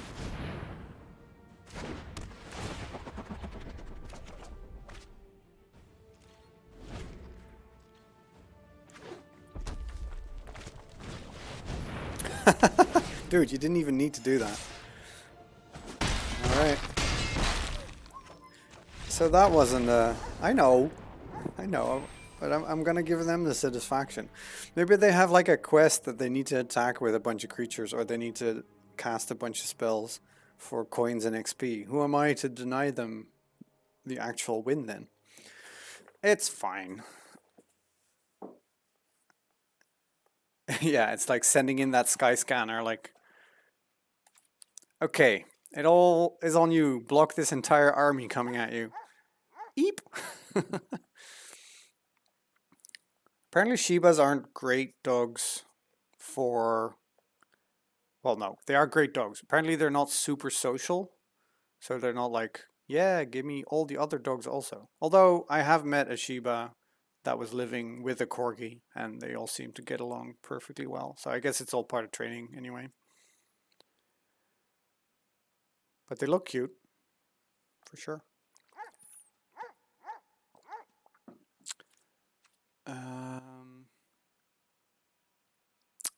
Lady Croft had a question, and since I died anyway, that was not a game, right? We can all agree on that. That's how Magic goes sometimes. It's not great. It's probably what frustrates people the most about this game, but yeah. Last time I played with my friends, one of them had a deck where she sent cards to some quests or something. I've never seen it before. How common is it? It is not. It is not common. It is actually from a set from last year. It came out in September. It's either a quest or an adventure. I think it's an adventure. I'll show you some cards that have that. It's from the set is called Throne of Eldraine. Like there's 4 sets coming out every year with a bunch of new cards, bunch of reprints. That sort of doesn't really matter. There's also supplemental stuff if you want to play Commander. There's Commander products. There's too many Magic products to spend money on all of them, unfortunately. Or I guess it's not necessarily unfortunate. It's just I like them all, so it's kind of annoying that there's so much that I can't actually buy. But the 4 big sets, like Core Set 2021, and you know, in a couple of months in September, we'll have a return to the Zendikar world. I have no idea what the set's going to be called, but it'll be the 3rd time we're going back to Zendikar, which is kind of cool. Zendikar's sweet. And last year we had a set called Throne of Eldraine, which had the mechanic of adventure cards. And because every set has like their signature mechanic, they have a bunch of them, right? Like this one doesn't really have one because it's a core set and it's mainly like base level Magic. But some sets have like for each color combination they have a specific mechanic, and adventure is one of those mechanics. So it's only ever been in the Throne of Eldraine set. So if you're playing limited, you wouldn't just encounter it. Or if you're playing standard and Throne of Eldraine isn't in standard, we can talk about standard rotation another time, I guess. Then you wouldn't just encounter them, but some cards are good enough that have adventure on them that they can be put into more eternal formats where cards don't rotate out, like Commander, for instance, if that's what you were playing. Did you mention what you were playing? Maybe you were just playing Kitchen Table. That's also fine. Kitchen Table being sort of the term for we don't know what formats are, we just play with the cards that we have, I guess. Because there's a bunch of different ways to play Magic, which depends on like how you build your deck and which cards are legal, blah, blah, blah, all official formats. But you can also just go like, these are my cards, I don't care. Right? And that's sort of what they call Kitchen Table Magic. It's actually kind of pejorative when you think about it, but I don't hate the term. Collection. Can I filter by adventure? I cannot. But I can put... What the hell? Why can't I scroll? I should definitely be able to scroll. Anyway, it's from Throne of Eldraine, and it's on a creature. Yes, like this one. This one's actually in one of my historic decks, so I actually know it. Adventure is actually explained up there. And that's the interesting thing about something like Commander, because almost every card in the history of Magic is legal in that format. You can find out so many different ways to uh, combine them. That yeah, there's going to be a lot of different mechanics. Like Throne of Eldraine, for instance, I think the two biggest mechanics on creatures at least was adventure, meaning that a creature with adventure, you can just cast it as a creature and that's it. You can just ignore the adventure part. But besides it being a creature, it was also a spell. So you can send this giant killer on an adventure by casting Chop Down, the instant that's at the bottom left there. And then after casting Chop Down, it goes sort of into exile and it just hangs out there, and you can cast Giant Killer as the creature. So you can, before casting the creature, you can cast the instant that is attached to it, which gives it like a lot of flexibility, right? And the other mechanic, for instance, was Adamant. And Adamant means that if at least three type of one type of mana, three of the same type of mana, I guess, was spent, it gets a little bonus.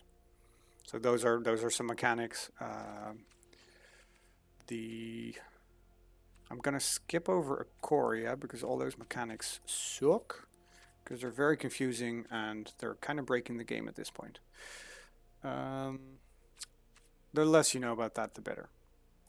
Anyway, I really haven't played this year so much. I don't know a lot about these newer sets, but I do know about this set, for instance. And like another mechanic, like Adapt. Adapt is a mechanic. Oh, whoops, don't do that. Which means that if it doesn't have any counters on it, you can pay to give it counters. And then often when it adapts, something else cool happens, I guess. Like this one, for instance. So if you don't know your mechanics very well, like Arena will explain them to you. But if you don't know them very well, I recommend a site called scryfall.com, SCRYFALL.com. It's basically a database of all Magic cards, including like explaining how they work. You can always just Google the mechanic, right? But if you want to know what a card is, you can always just look it up, which is kind of useful. The official database is gatherer.com, I think, or gatherer.wizards.com maybe. But that database is kind of old-fashioned and it kind of sucks. And Scryfall is like a community effort and is much more effective.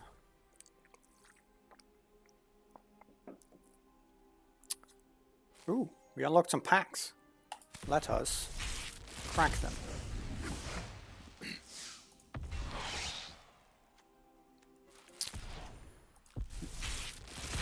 There's a difference between mechanics like the adventure mechanic or adamant or I don't know. There's 1,000 mechanics, honestly. And then you have also mechanics like prowess and reach and flying, and they're called evergreen mechanics. They're called evergreen mechanics because they can appear in every set regardless of set design. Like they're not a special mechanic for a set. Trample and lifelink just occur all throughout Magic, so they're evergreen in the sense that they're always in sets, basically. Which is also why they're often not explained on cards, because that's sort of like part of the knowledge of Magic. However, since it probably doesn't bother me. Alright. It doesn't bother me to have these things explained. I might as well check that. You can put on evergreen keyword reminders in Arena so that you even get reminders for mechanics that most people already know about. I'll just turn that on just in case people want to know what like hexproof or reach is or whatever. Okay, so we won 2, we lost 1. This is usually how how my draft decks go. Let's hope that we're not going to go 2 and 3 losses. 2 wins, 3 losses. Does that sort of explain adventure, Lady Croft? Like, I know I talked a lot about different things, just because I wanted to give some context. And maybe you didn't need to know all that, but maybe someone else did. This is a lot better for a 2-land hand, because I have all of these cards to cast, and then I only need one more island for this and one more whatever for this one, so I think this is fine.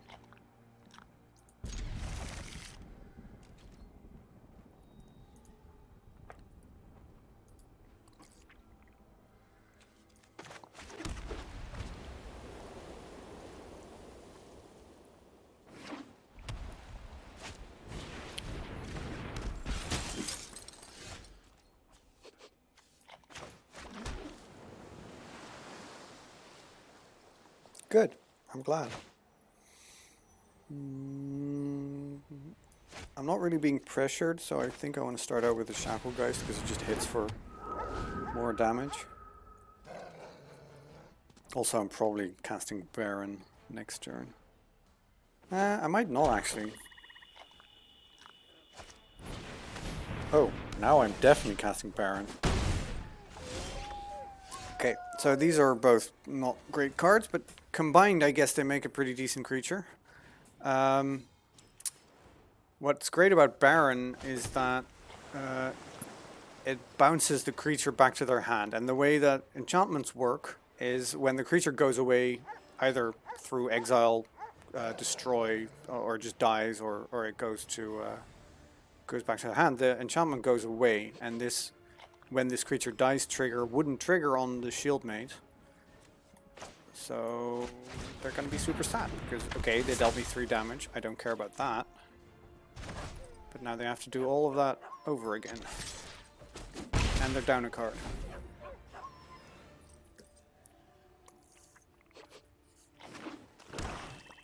This card, by the way, like, I'm not trying to give our opponent, like, crap for playing these cards. Sometimes your draft doesn't go the way you want, so sometimes you have to play cards that aren't amazing. But the way that I look at this is, sure, it's cheap, and sure, it does something, but it doesn't really do enough. And it is not, it's cheap, but it's not free in the sense that, I don't know, it's still a card in your deck, right? You would rather play, I would probably play most cards in the set over this thing. Pegasus? It's kind of annoying that I only have 1 planes. I'm not using Frost Breath, I'm not using Feet of Resistance. Alright, I'm going, Jesus. Arena doesn't give you much time, does it? I mean, don't attack with this. They're just gonna block. I don't care. I could bluff some sort of combat trick, but why would I use that to kill a Shieldmate? There we go. Yeah, if I had another planes, I could actually cast 2 Pegasi in the same turn, which would be much, much better. But oh well.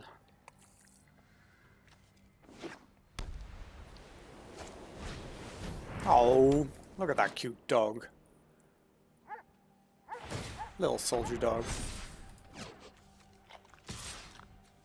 Right, sure. You do you.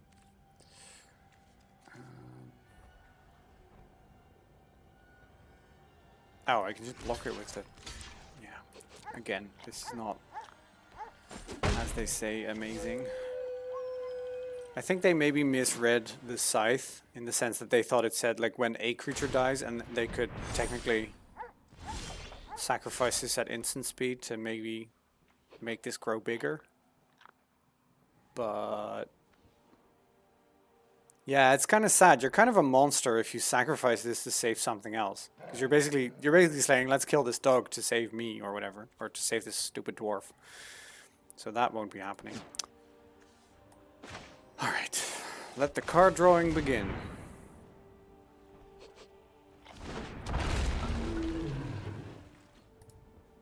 Boop and boop.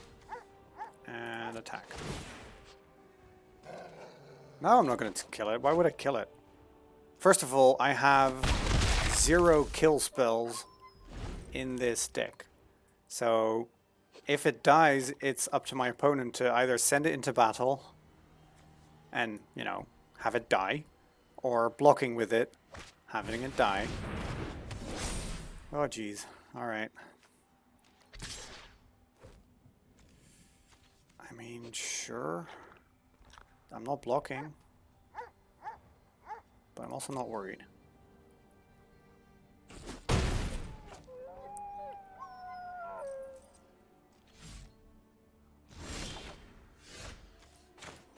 Alright. So if I Faith Fetters this now, I basically invalidate 2 of his cards. Sorry, 2 of their cards for 1 of mine. But I don't know if that's good enough. Because their cards are still like cheap and not good, and I'd rather wait.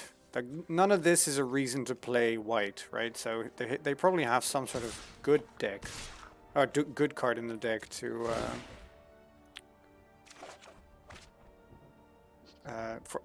for me to that it makes sense to keep the removal spell, because they're not killing me with this 3/5 and this 2/2, not in time for me to. Not before I kill them with my flyers.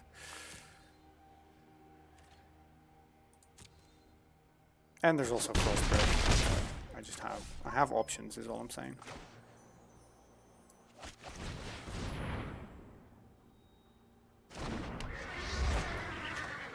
I'm just gonna cast a bunch of creatures so as to overwhelm them. Like, I know I'm leaving myself a little open for removal because I don't have Feat of Resistance or whatever. But, whatever. I don't care if they kill something. Oh no, it's a 4/6. I could just block it with, I don't know, the 1/3. And then I think if they do nothing, it would die. But I don't mind going to 10. I can't imagine they have much. Oh, lifelink. Alright, cool. That's not amazing, but it's fine.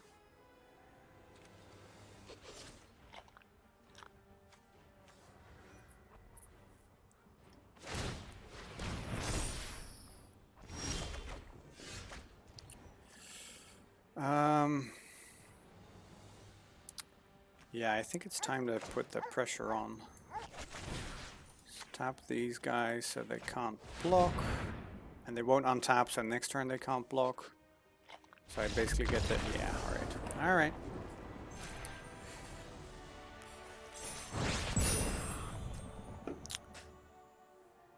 Ooh, almost silver. Sounds good.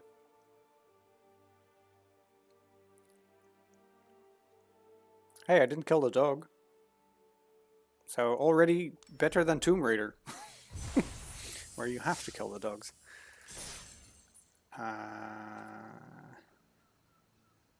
There we go. Okay, let's move on.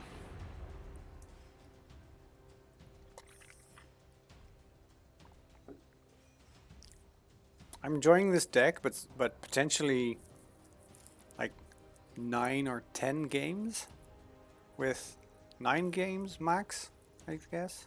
7 wins, 3 losses, so 10 games, I guess. With the same deck is a lot. For a limited deck, like, I think around the 5th game that I play with it, I don't have to. I know I don't have to. Oi! You mean in Tomb Raider? Well, don't give me shit. That's unfair. I guess I don't have to, so I guess I could just die. I guess I could jump around. Now you're making me feel bad. This I guess I will keep because I have a Sky Scanner. It's not great though. I have no creatures except for the Sky Scanner. What do you think? I need white, and I would rather not use this defensively, so I feel like I should have a more aggressive start. Drawing the card is nice, but I think it might be too... Yeah, you're not wrong, Lady Croft. I'm just upset that you're making me feel bad.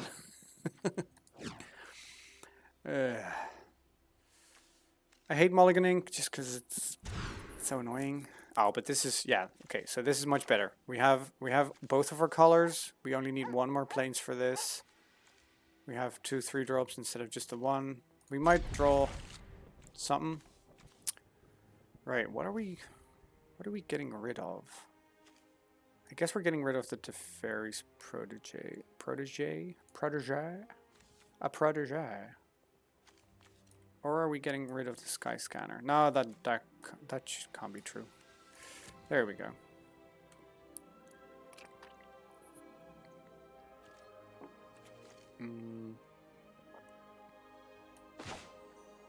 Yeah, I don't think it matters what we lead with.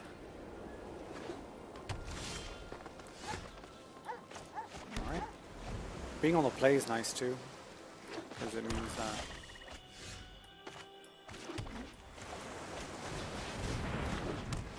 I would love another... Oh, this is very good. I'm gonna draw all the cards. Because they're not killing this Sky Scanner, I don't think. Just seems like a waste. Too bad that we don't have a planes. Eh. What can you do?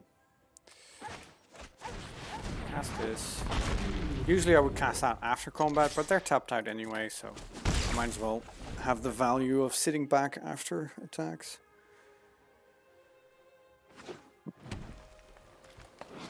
Grrr. Ah, what? Boo.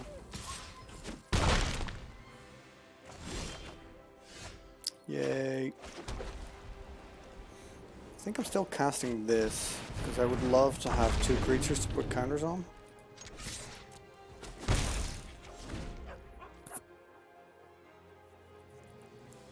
Like, ideally I go...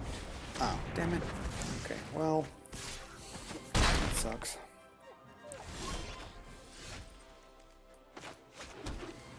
But, what can you do?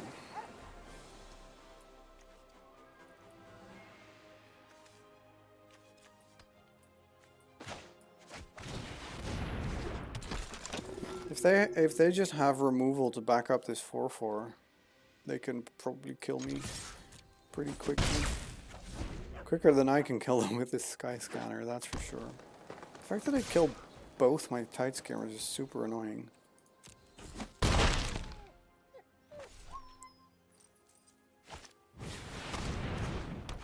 Oof. That's not great. Now is it? What are we doing? What are we doing with our lives?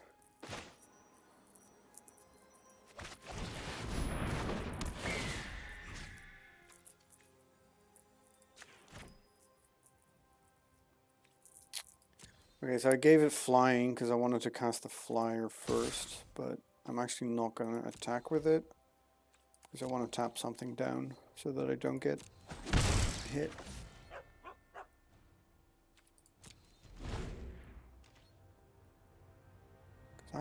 I'm probably almost dead, eh?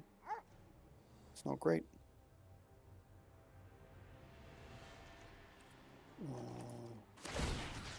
Tap the 5/4. Let's see if I survive this one. Okay, I need something. I need them to have nothing and for me to do something.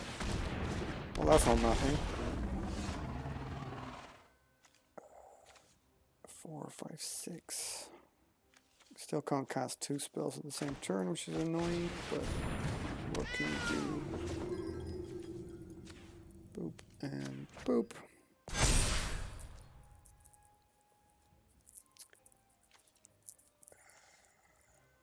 Shit, I can't tap anything down, can I? Ah! I didn't think of that. I only have 2 planes. I don't think I can attack. That's annoying. What does this do? Oh, jeez. Okay, so all of them are super lethal, eh?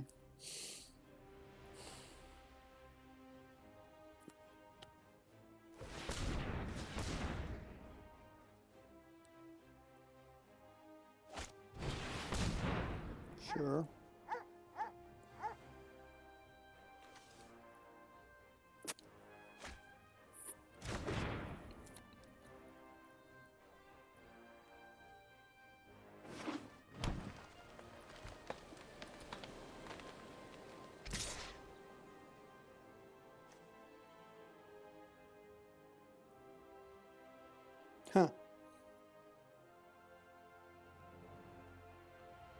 Alright. Really? Just with the one? I mean, yeah. I'm gonna block with this just to get rid of it. It sucks, but I can't just take 4 because I'll be dead and I don't want to throw anything away. That's also not great. That's also not great. Oh, I can literally do all that I want to do, I guess. So...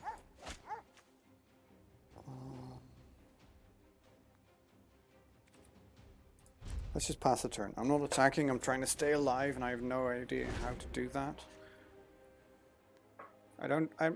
It looks bad. Let's just keep it at that. Because they still also have 4 cards in hand. Right, I need to tap this guy down. And then...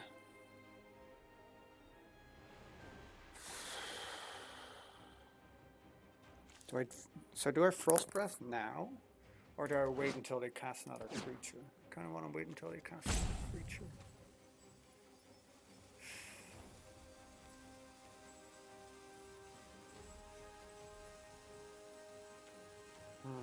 No, I guess that's...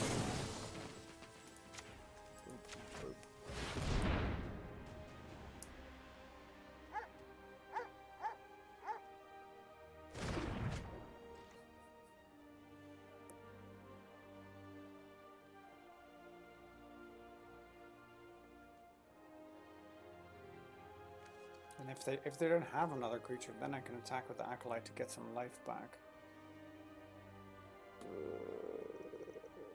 This isn't a great plan.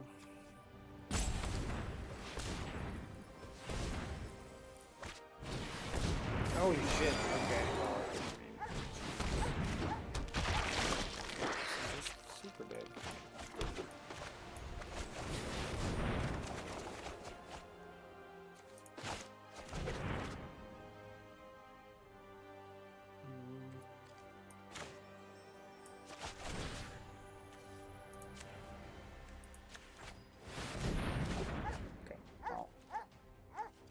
These will not untap, so at least there's that.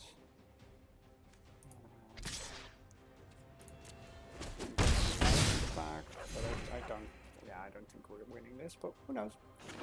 Because those are all my Frost Breaths, right? And I don't have any like big haymakers to just close out the game. I just have like these tiny things that need to punch through. And I've been using the Frost Breath too defensively, because otherwise I would die. So I guess I had to, but... oh, and I don't have enough... shit. I thought I'd have enough mana for... wow. This is a good deck. This is a very good deck. I have to block, because otherwise I'm just super dead.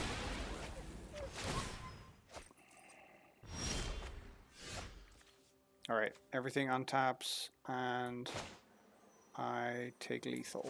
So, I'm not winning, but there we go. No, they just had too much removal in the beginning, and then, like, big fucking beefy dudes near the end. Come on, attack me. Yes. I'm not even blocking.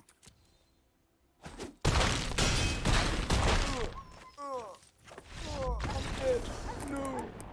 Yeah, it's fine. It's because they heard me. It's because Arena heard me complain about playing too many games with one deck. So they're like one more loss and we're done for, right?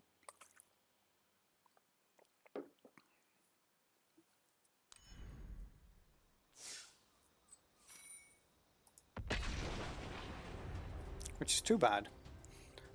I like this deck.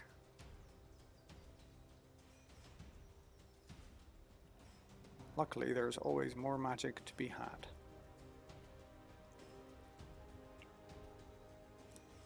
Also, I would at least love to be silver at the end of this stream. Maybe even gold. I think I can do that. I just need to, I don't know, draft better decks, I guess. I'll keep this. It's not amazing, but it has all the lands I need. That's not true. I need another plains, unfortunately. But unless they're super quick, this is probably good enough.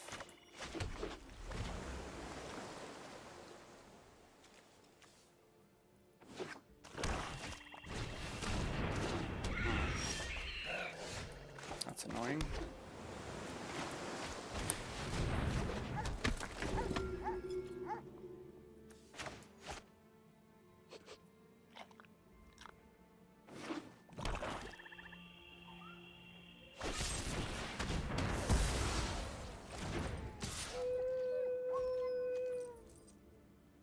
God, this guy is ugly. Gross. Mills Ham, what were you thinking?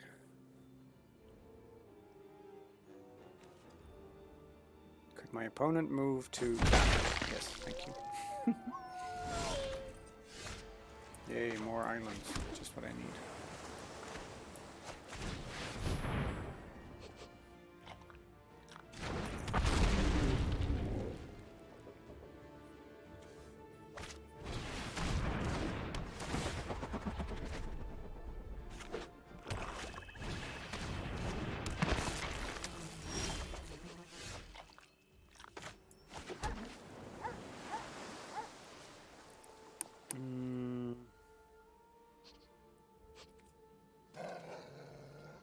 Do I want to trade 2 damage for...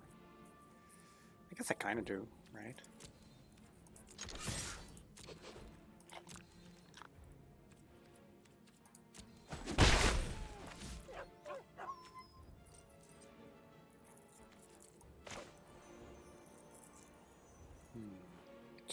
So the thing I'm thinking about is I can cast both the Protege and keep up Feat of Resistance to save my creatures because of protection. Or I can cast a Ghostlight, bouncing, I guess, this guy, because I don't want to bounce this, but they're also cheap and shitty. So I don't want to, that doesn't really do anything. But then if I cast this, then next turn, if they don't kill my creatures, I get to draw a card, because I have a bunch of flyers. I don't think that's great. So I will keep up Feat to save my Skimmer if they try to kill it, and then I can even block the Steward if I have to.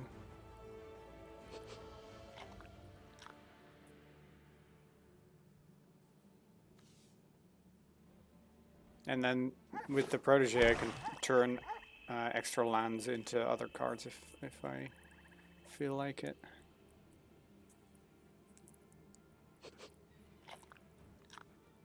Are they mono black? Are they just a black deck? Or are they missing a color of lands and they can't cast their shit? That is a bunch of tiny dudes, eh?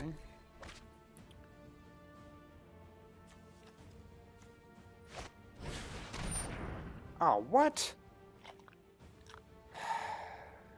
That is so annoying. I mean, I have to cast it now, because otherwise they're going to take it. So, it's a little lost value, but it is what it is. At least I get the counter. Black. Like, that's much better as a surprise and with the protection, but now at least it's a counter and they had to waste a card to, I guess, see what I have in my hand.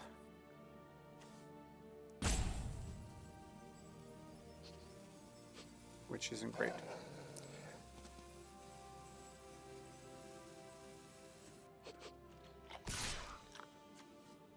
Sure. You do you.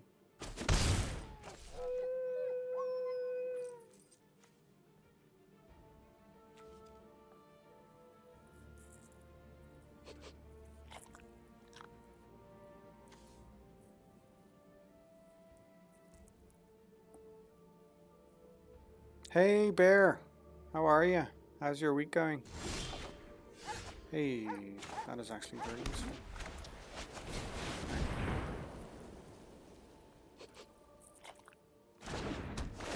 bounce this full so I can get in for an attack. Because, I mean, none of these are bounceable, but I have to do something. And I don't want our opponent to give it death touch. Brr, brr, brr, brr. Thanks for the bit, Carmen.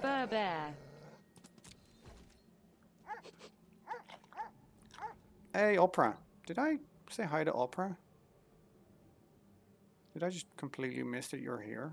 I'm sorry. Or have I not? Well, if I missed it, I don't think so, but hi, also. Yes, another fetid imp, I get that. Which means I need another way to get rid of it. Luckily, I will be able to do that. Okay, well, yeah, no problem lurking, obviously. Just wondered if I missed a message before.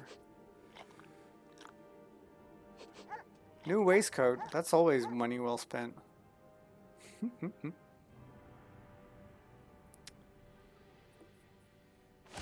I mean, Carmen, aren't they probably... Yeah, okay, sure. Did they sacrifice a creature so that I didn't draw a... Interesting. Alright, I'm glad I can bounce the stupid fetid imp again. That means I can attack with 2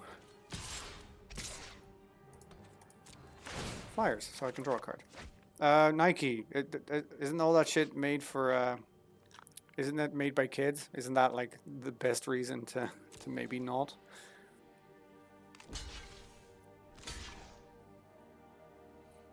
Oh, right. I forgot about double blocking. I wasn't really thinking, honestly. Bear's thing. I should listen to Bear's advice probably myself. Ugh. Yeah, that kind of sucks. Oh well, I got a card out of it, and it killed 2 of theirs, so I'm not upset necessarily. Oh yeah, Bear, dude, I know for sure. I know that feel for sure. Sometimes I've decided that I want to get something, and then there's literally nothing that can stop me. Oh, what? Now I have to cast this, otherwise... Oh, that's so annoying. Okay, well, resolve it so that I can tap it. Because it's gonna try and take this Frost Breath from my hand. I'm losing to horrible cards. Now at least I can attack with impunity. Actually, I can't. Shit. Man, couldn't they have cast the fetid imp first? That was actually the correct thing to do, by the way. That they didn't do that. Let's loot away. Loot, by the way, is a term for drawing and then discarding. Oh, that's much better. Get rid of this. This seems a bit aggressive, and it is. But I hate the fact that it can just... This imp can just kill anything. It's so annoying. So I'm gonna get rid of it. With the Fate's Fetters. It doesn't go away, but it can't block, it can't attack. It can't give itself death touch. It's basically just there, doing nothing.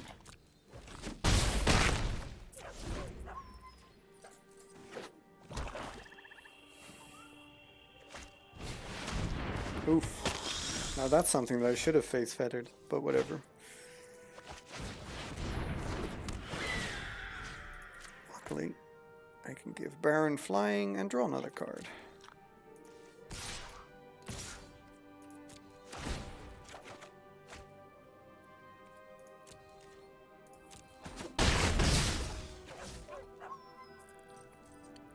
Right, so they're gonna attack me for 4 lifelink, so they're gonna go back to 6, but that's fine. I'm not playing this land because I really don't need to, and I'm gonna discard it away when I activate the Protege.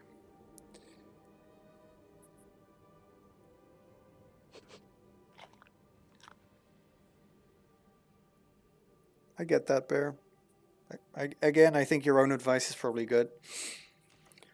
Or like save for it in the sense that, you know, even though you can afford it now, if it's expensive, start saving for it now and setting aside, and then only buy it when you've, you know, built that little pool of money.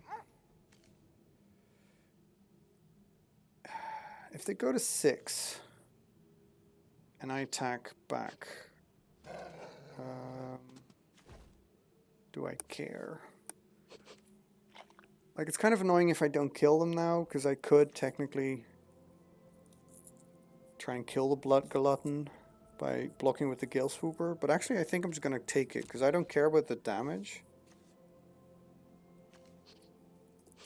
I'd rather have the creatures. And there's a definite chance that I just kill them next turn.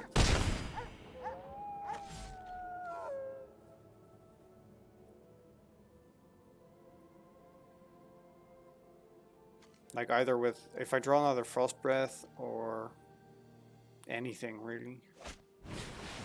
Yeah, that's not gonna help me.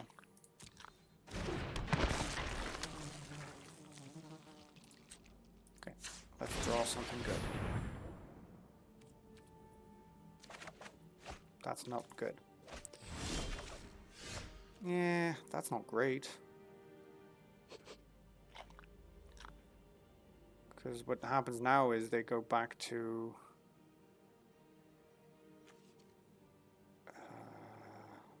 I attack with... They go back to... They go the 3 and then the 7 and... You know what? I'm just going to loot. See if this will get me the win.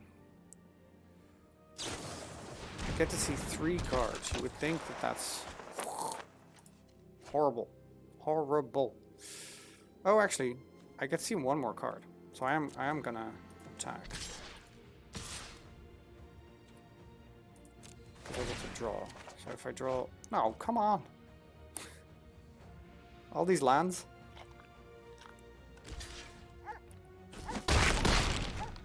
Oh, don't worry, Bear. You already look good. We've all seen the evidence. Play this.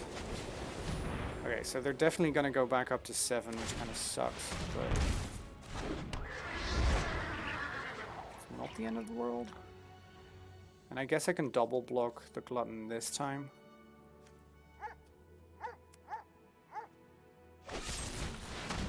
Ah, damn. So rude. Unnecessarily rude.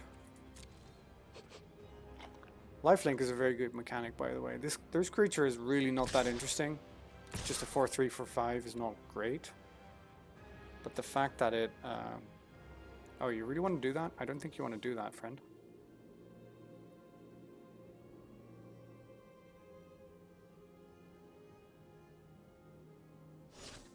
Yeah, didn't think so.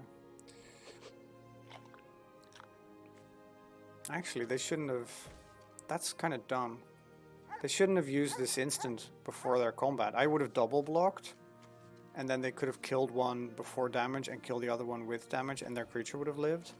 And now I think I'm just gonna get rid of it. And they can only kill one of my creatures anyway. And they have no cards in hand? Yeah, that wasn't the greatest.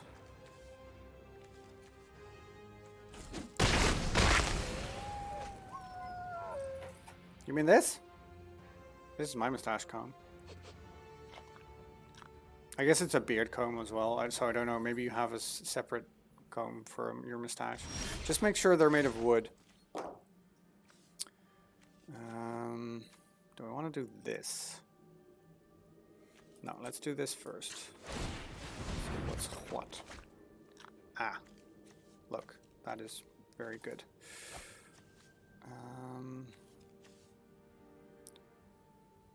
5 mana.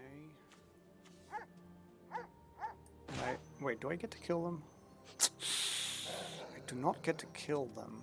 I get to take them to 1. Well, that's probably a good thing. Just taking the 1.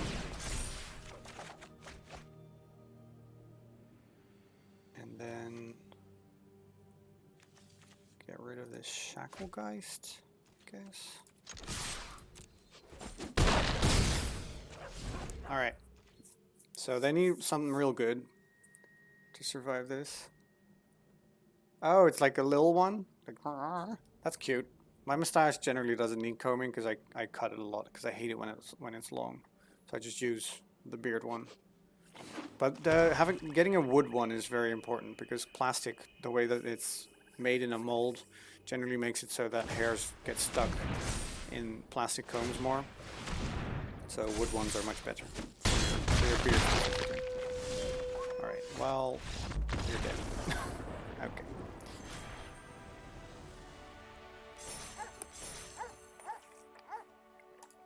Alright, another victory.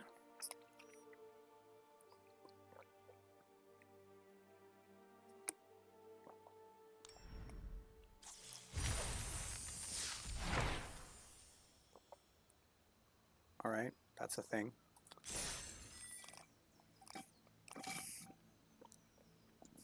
Boar hair brushes. I do not. I do have like this weird, it looks like a, I've never used it, which is interesting, but I got like this kit with a bunch of this stuff, and it had this brush. It looks like the type of brush that you use to brush a horse, and it's apparently supposed to be for getting like spreading out the balm in your beard, but I just feel like it's kind of a waste of effort because I just like hand stuff, brush it, done. Oh, that's it? Oh. Well, yeah. So I have one. I've never used it because I have never really. Actually, that's not true. When I started, whenever I shave my head, and I put on like this dome wax, basically. That's not the name, obviously, but like a head wax to make it like not as dry. And then whenever I wear a hat on that afterwards, that tends to leave like little fluffs of fabric from the hat on my head. So I generally whenever I'm home and I see that happening, I like brush my head with that brush just to get rid of all that stuff. That's not the intended way to do. Oh, this is a horrible hand. Look, all plains and no white cards, and all blue cards and no islands. That sucks. This is much better. Keep. What do I want to get rid of? Probably the Gaggle Master, since it's gonna be a while since I can cast that.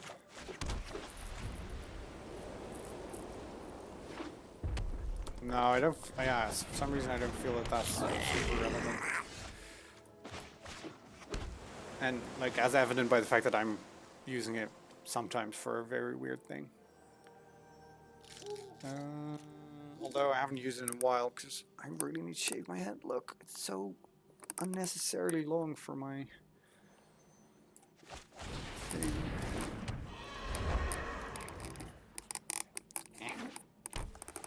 Fucked around with my hat and now everything is horrible. Yeah, that's not going to do anything now, is it?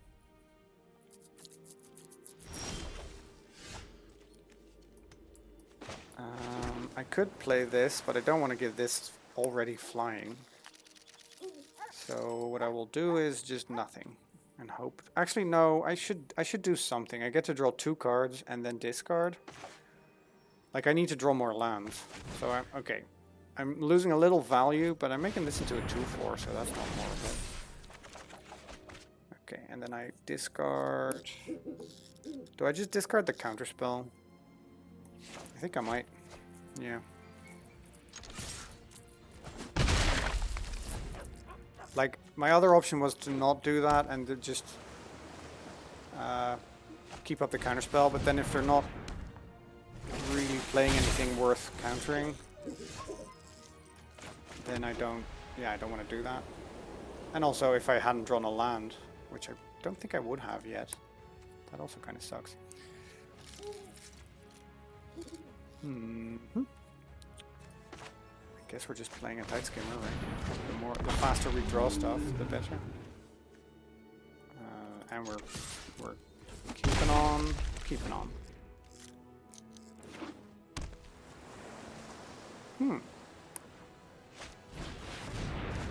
No. Oh, actually, that's fine. I can just get it back with Baron if I want. Why would they? Interesting.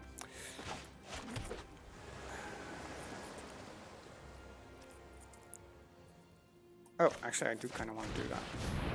Maybe that's a little lost value, but at least I get my thing back. And because Baron's second ability, at my end step I draw another card, so that's good. And then next turn I can play Gale Swooper and put Baron into the air. Yeah, I think drawing cards right now is pretty good because it means that I can keep dropping lands, so that when I cast this, Holy shit! That's lucky. That's like he turned a 1-drop 0/4 wall into this beast. That is very lucky, right? Because there was no reason for that to happen necessarily. This card just gets the next one, and I can't even face feathers it because it's got hexproof. Explanation of hexproof is here. Yeah, that sucks. I mean, it doesn't suck that much because, let's be honest, I'm just gonna kill them before they kill me, but still, 5/7 is a tricky card.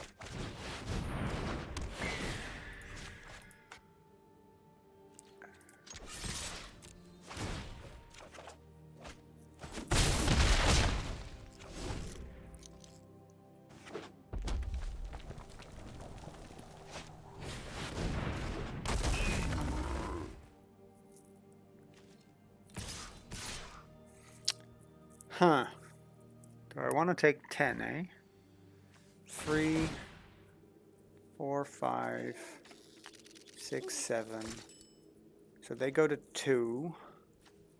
I go back up to 14. And I still take a bunch, but not that much. I don't think I'm blocking. Oh, now I'm definitely not blocking. Because I think they're dead now, right? Because I attack them for 3, 4, 5, 6, 7, 8. Ah, damn it. So no, I'm not attacking them for 8. That sucks.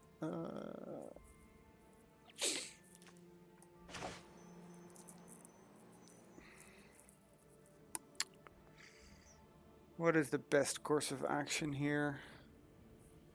Attack with everything, and then only if they get rid of all my creatures I die. I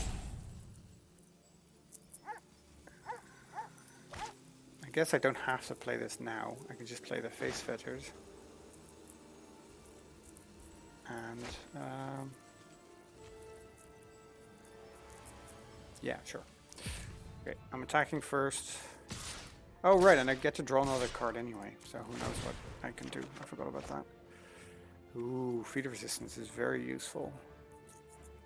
Now I wish I would have played the Acolyte, because then I would have been able to win with feat of resistance and deal exactly 9. Yeah, sure.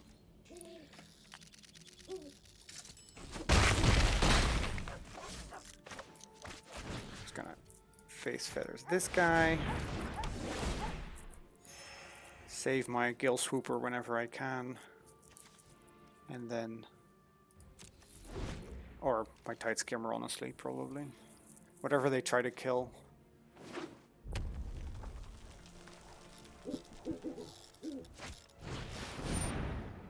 Alright, not a problem. I can just give Gale Swooper protection from blue if I have to. In fact, I probably should have attacked first. Just to draw a card. See if that wins them. Resolve. Okay, that's a good sign, because that means that the top card is not what they want, so now they have to look at a blind card and they get it. Pass to blockers. Block this 1, 2. I don't want to block the 5/7. I'm not dying, I don't think. That means they would have to deal another 8 somehow. I can't imagine that that's going to be a thing.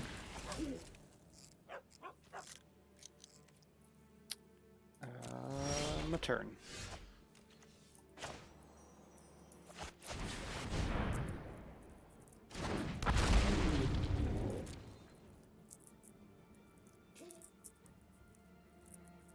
Okay. Even if they have a kill spell, I have something for protection.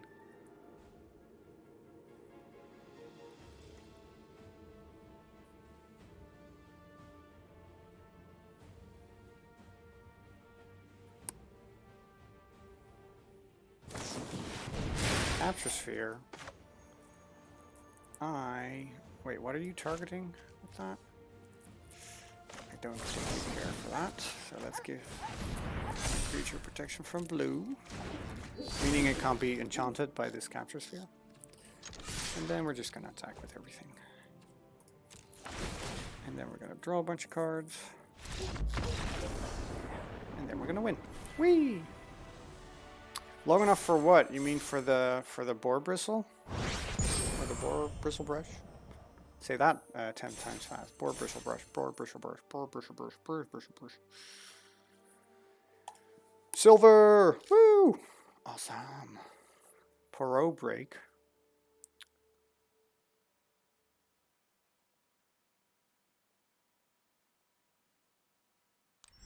Poirot break. Watching or reading? Hey, we're 4 and 2. Oh, never mind. We're 5 and 2. It's pretty good. Well, we're getting our value out of this draft, so that's nice. More winning is always more better. Add that as a quote. No, don't add that as a quote. It's such a dumb thing to say. Shit. I forgot that Bear was here and he can actually add that quote. I remember saying something on stream on Sunday and Bear was already gone to sleep and I was so dumb and I was very glad that no one was able to... this is not great. It's not great. I need low drop creatures. I'm mulliganing. This is also not great, but I'm gonna keep it. I'm gonna get rid of the Chrome Replicator. Watch. Oh no! I mean, that's fine. I don't think I have any creatures with flying with only 1 toughness. What I do need is a bunch of...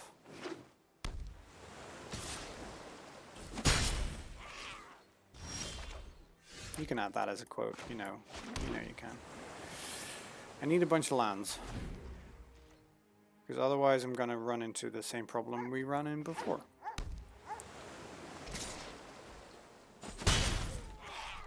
You've wonned me twice. Ooh, I get to counter something. Bye. Don't think so. No! Oh my god, I'm gonna lose again. So bad. Number 8 already. There's no shortage of... I wish it said could. I wish I had said could. That grammatically that makes more sense to me.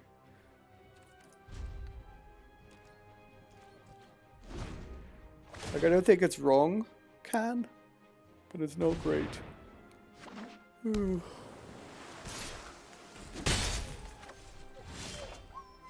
I mean, you're British, you can tell me if I'm... Hey, an actual thing. Ow. I do remember I have 1 flyer with only 1 toughness. Well, it draws me a card and I need more land drops, so I am still playing it. Because I'm lucky that they're not actually doing much. Right? Like, they're not really capitalizing on... Really? You're wasting a card on that? You could just ping it with this. Like I said, they're not really capitalizing on the fact that I'm not doing anything. Never mind. I take back what I just said. I'm gonna die.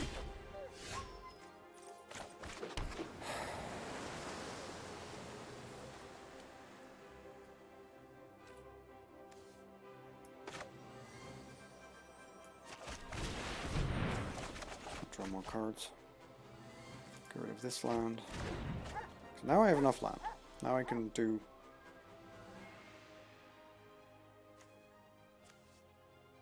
Wait, what the shit? I already discarded a card. Why would I have to do another one? Oh, because I have too many cards in hand. That's awesome. I guess the protege can go.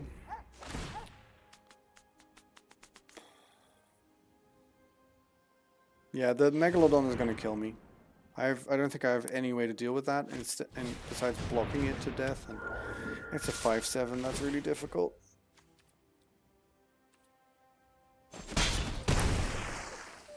I'm already at 9. The idea is that I'm already so far ahead when they get to cast this that I don't care that they cast this, but now it's... Unless the Acolyte gets to do a bunch of stuff.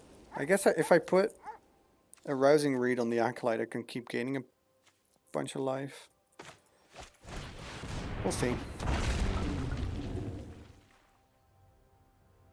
But I feel like I need to block the anima even with this skimmer, which isn't great.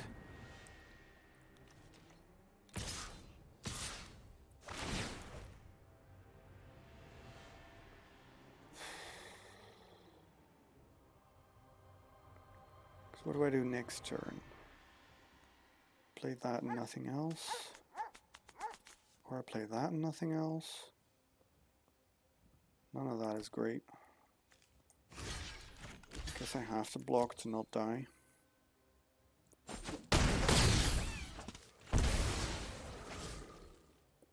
Ugh. Yeah, because if this didn't have hexproof, this would have been great. But it sure does.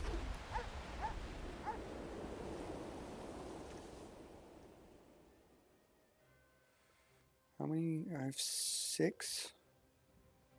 So I can do these 2 at the same time, but that doesn't do anything. So I will...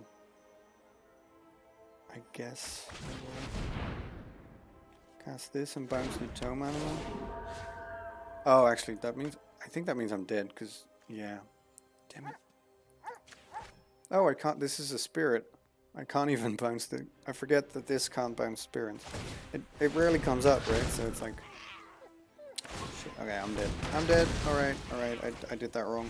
I forgot that they could activate this twice now. Whew. Alright. Well, oh, sorry. 5/3 is not a horrible run, I don't think.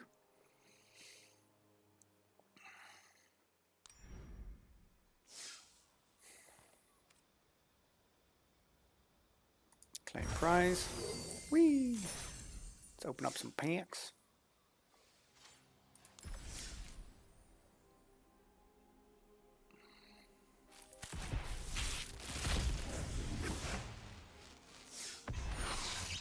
Alright.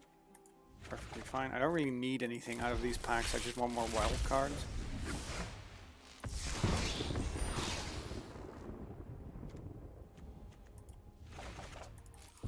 I'm not particularly looking for a specific card out of this set, I'm looking for ways to make cards that I need. Oh, that helps. I have 2 wild cards, rare, and 1 mythic wild card. Alright, we'll get there.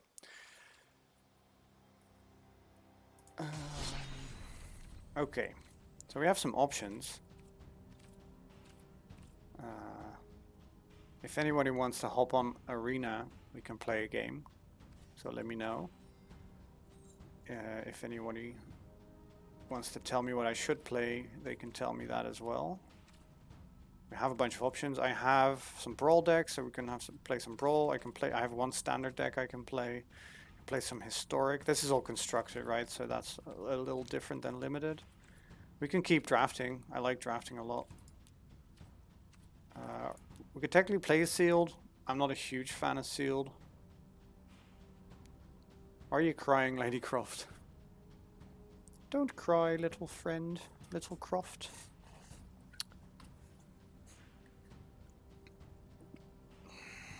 I could also go and refill this. But refilling this doesn't allow me to play more magic. It just allows me to live, and that is much less important. Kidding, kidding, kidding. I'm kidding. Bad joke.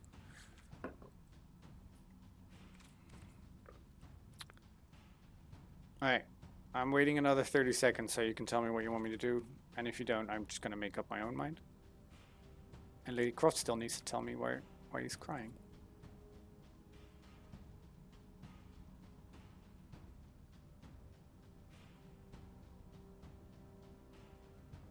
Because I can make it better. I doubt. I'm sure. Do A. Do option A. I don't know what option A was. Oh, live or play magic. Wow. I thought I said that after you. Oh, dude. Okay, well, okay. None of you have opinions. That's perfectly fine. Then I want to just draft more.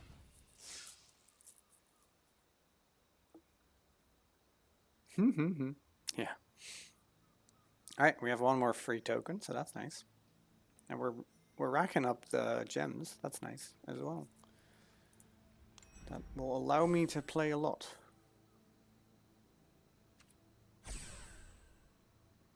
Fill that seat.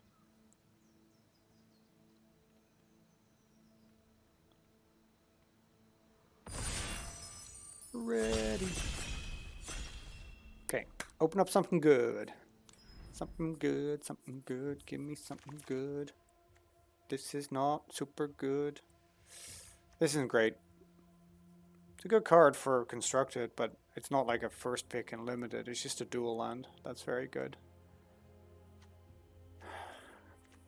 So I think I know what I need to pick, but let's go over it a little bit. This card is fine if you're in the life gain deck. You can keep drawing cards, which is very good. This is nothing. I don't want to pick a gold card in the beginning. Spoilers, I'm picking Grasp of Darkness. Just because it marries you to those two colors a little bit too much.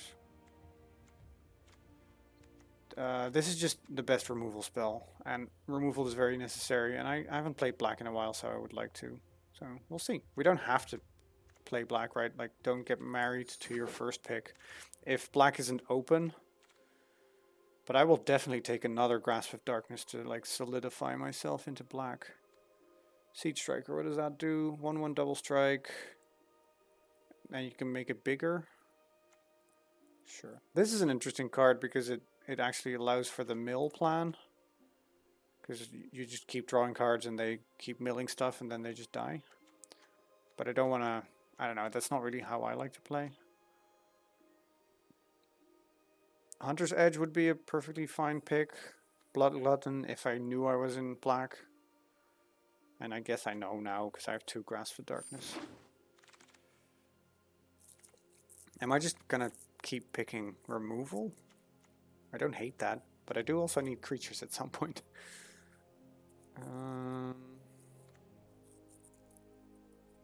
Do I want to pick Pestilent Haze? Because that also kills my stuff. I'm so black, though, if I'm picking all double black colors. I actually don't know if this is better or this. This kills a bunch of creatures, but only small ones. This kills everything and at instant speed, but it's more expensive.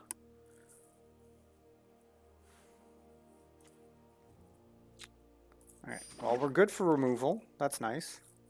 Now we can start to look at other colors. And Cultivate is actually a great card, because that if we're heavy black-green, we can actually splash whatever, because Cultivate helps us grab more lands and also different kinds of lands. So I like this. I also like Swift Response. It's another removal spell. I don't like the Freebooter. I know it's a black card, but it's just like a 1/2 flyer is not doing enough. If it was a 2/1, that would have been great, but 1 damage a turn is just not great. And you don't know that they have a non-creature, non-land card to choose. It's like Duress, right? Like, if they don't have it, then what is that card doing in your hand? So it's between Cultivate and Swift Response. The fact that Swift Response is still in the pack is maybe a sign. I don't know. I don't know. Feel free to shout. Fuck! Damn it. I should have clicked something. I was a little too... Shock is actually not a horrible card, let's be honest. But I wish I would have... This is the second time that I'm missing out on that Swift Response because I'm timing out. Because I'm picking a white card here, because this is the best one. It comes with 2 creatures. Oh, I should have... Oh, that's so bad. Well, not the worst. It's not the worst, but it's not great. Let me tell you. I think I want to keep picking good black cards though, because like this is just good card draw, kill a token or whatever, and none of this is good enough. I think the white one is fine, but I already have a lot of removal. Ugh, upsetting. Upsetting though. I've actually never cast this one in our previous deck, but I still think it's pretty good. So. Uh-oh, white and black are kind of drying up, eh? Guess we're moving into blue.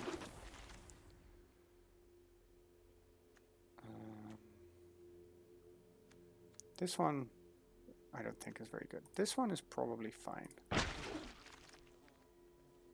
Oh, alright. I mean, I'll take it now.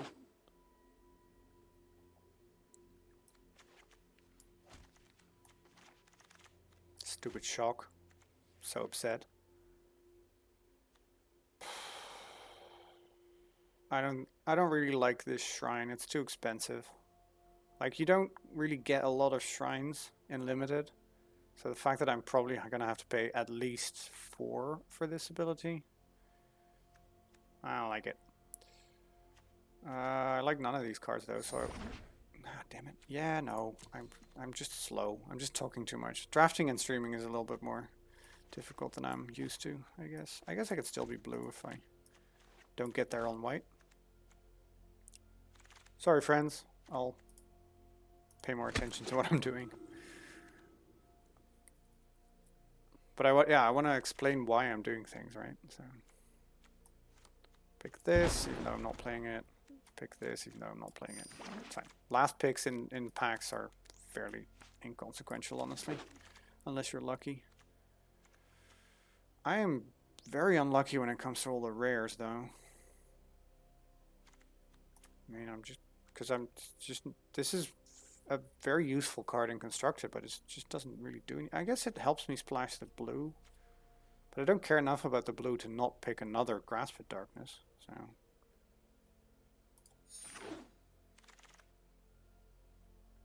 But yeah, for sure, let me know if I'm doing anything wrong. The Imp or the Falconer Adept? I like the Visionary, but I'm definitely not in green and I'm not switching now. I think that's a little too late. I'll pick the Adept because that's very good. Like, if you can make sure that this keeps attacking, you can create a flying 1/1 every turn, and that's almost as good as a card, right? Another rare that's worth absolutely nothing. Should I pick the Swift Response now or the Blood Glutton? Seeing as I don't have a lot of creatures, I maybe should pick the Blood Glutton. This is a good card too, but I'm super not in those colors.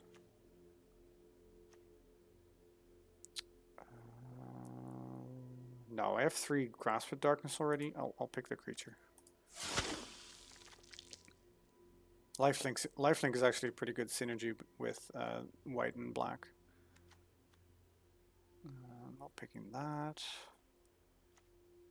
I guess I'm picking a low drop creature because I kind of have to. I do think someone else is also in black, which is kind of annoying. I have so many 5 drops, it's kind of embarrassing actually. So I will take this Skeleton Archer. It is fine. 3/3 for 4 that pings something. It's perfectly fine. So maybe I also want to be in blue. Because I don't know, I don't think this is great. It might still be fine. I need low drops. Crypt Lurker. Sure.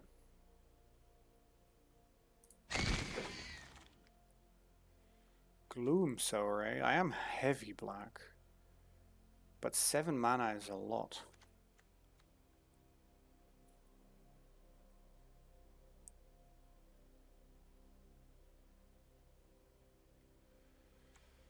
I will take it though. That seems like a good way to win games.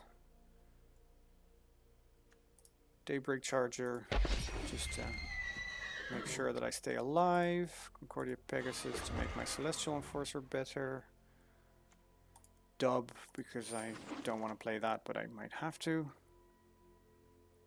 That's a conscious decision. Banana streams, well, first of all, in the summer it gets really warm here, and it's not that warm now, but I didn't want to risk it. Auto select. Yeah, whatever. There was nothing in the pack for me anyway. And the other thing is I don't want to do it while playing Magic, so banana streams will probably move to Thursday. Yeah, sure.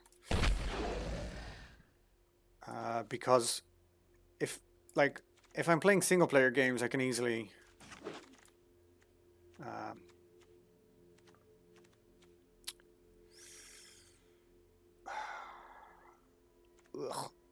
ugh.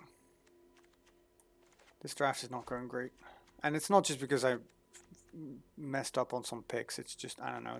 I thought black was definitely open because no grasps were being picked, but it's kind of dried up.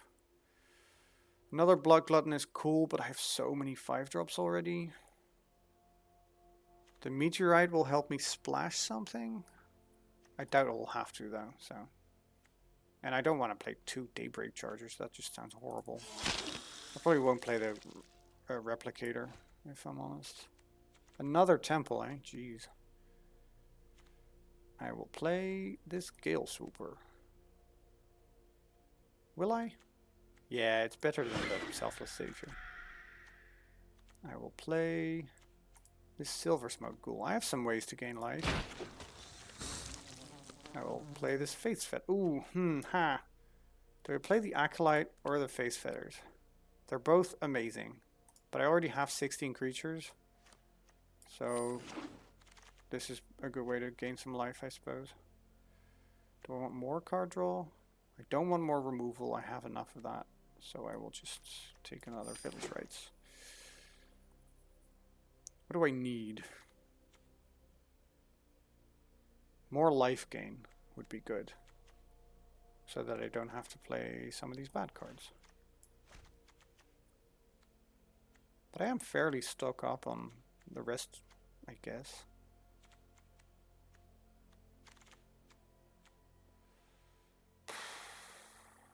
This another one of these, just I'm not even playing that. Another one of these I'm also not playing, I don't think. But a Walking Corpse is so boring.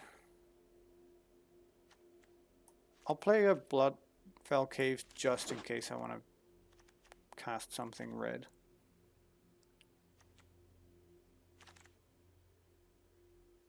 Yeah, it's banana comes first for sure, but also, I don't know, I just...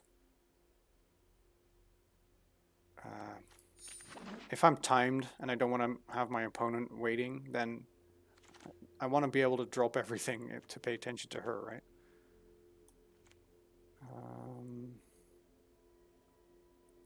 I don't know that I need another Valor Street. This might be bad, but I like being able to cast my spells. And then I can actually play a Radiant Fountain, which gives me some life.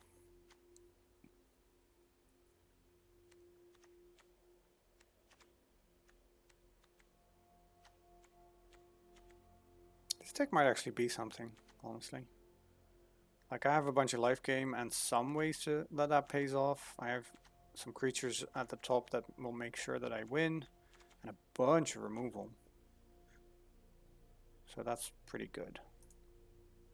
I made some mistakes, even when I was actually picking the cards, for sure, but I don't know. It's not the worst. I'll pick this, but I won't play it. I'll pick this, but I won't play it. I will... don't do anything with these things. Oh, and another Circuitous Scene. I'm not playing that. I don't need it. It's probably the worst removal spell in my deck and also in the set. Because it's so expensive and it is slow because it's sorcery speed and it gives your opponent another creature. But well.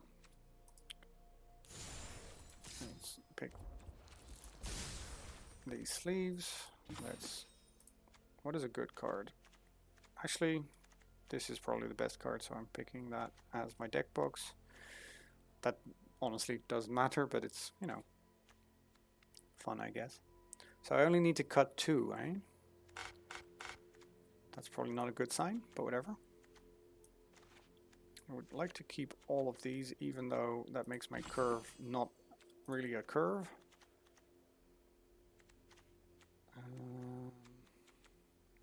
This is good, this is fine, this is good, this is good, this is fine, good, fine.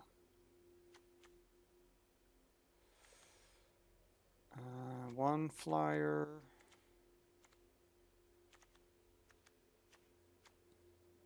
Two potential flyers, 3. Wait, that's it? This isn't very good then. I will cut that.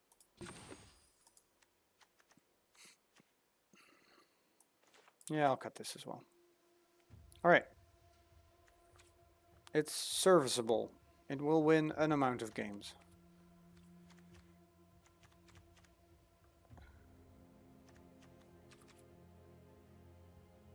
Yes. Yes, it will.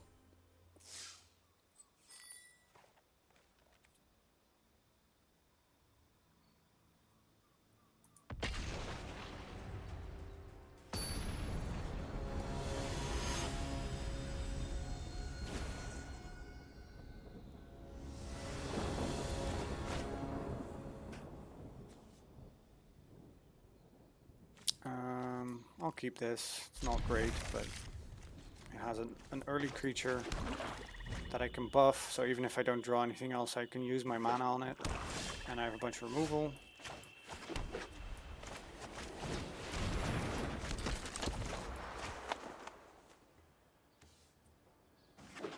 Oh, I guess I could have...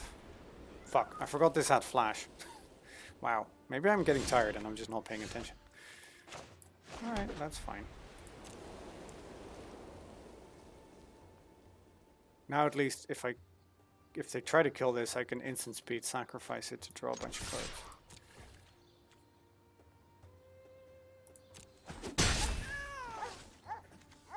And I could have, you know, made it so that I...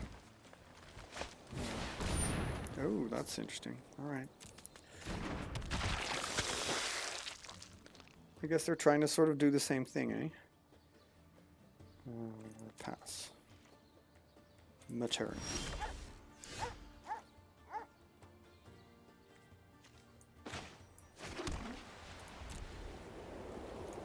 They are not blocking, I don't think.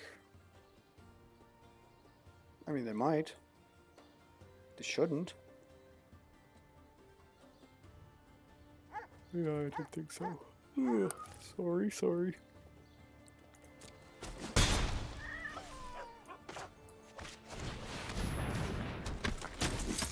I am also not blocking.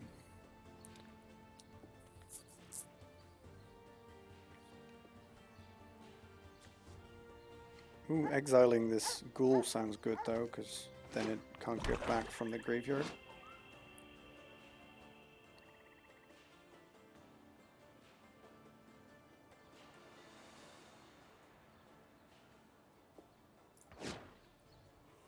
Ooh.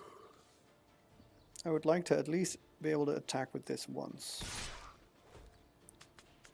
And if I draw a land, it seems like I will be.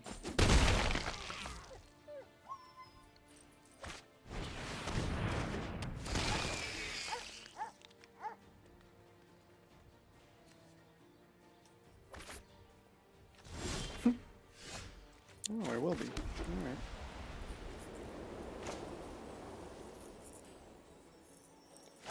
Need to deal oh, I need to attack, eh?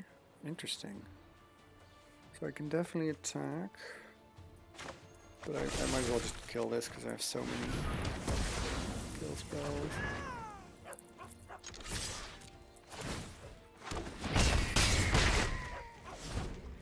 Like this card, if you can get 2 tokens out of it, that is pretty good.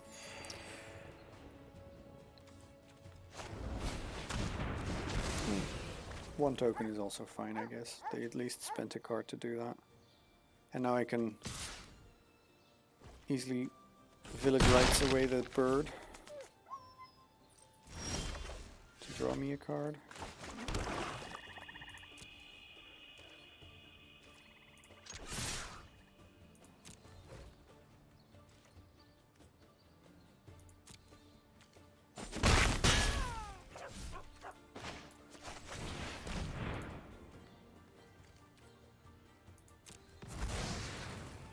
Draw me 2 cards, in fact. Woohoo! Can I do everything? Oh, I can. Sounds great. I mean, not everything, but at least I can cast my both of my spells.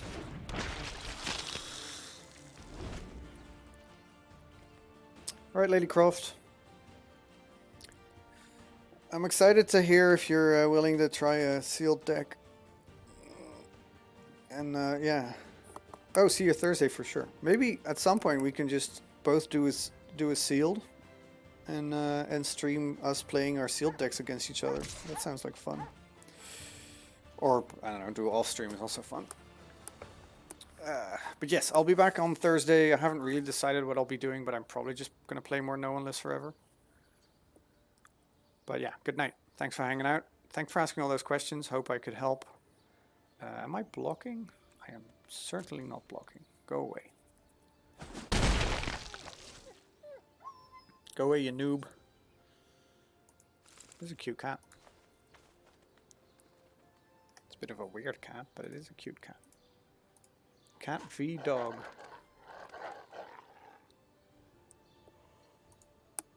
Mostly this dog is cuter, seeing as it's a wolf. Ah. That's not bad, is it? What would I like to sacrifice? I guess I would like to attack first. Because it doesn't really matter what I'm sacrificing. None of these cards are great, and this one I can get back if I gain life. Grasp for Darkness. Boo. Actually, can I not just... Yeah, I don't know how clever that was, because I can just activate this.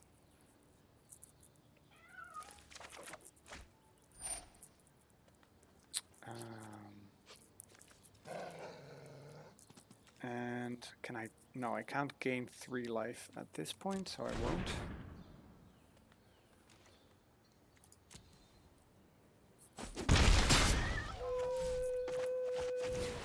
We'll hand in this masked blackguard, though.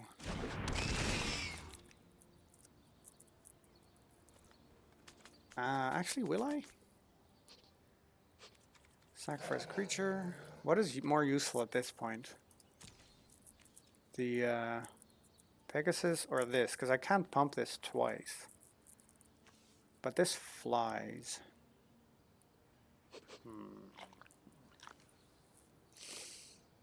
Interesting.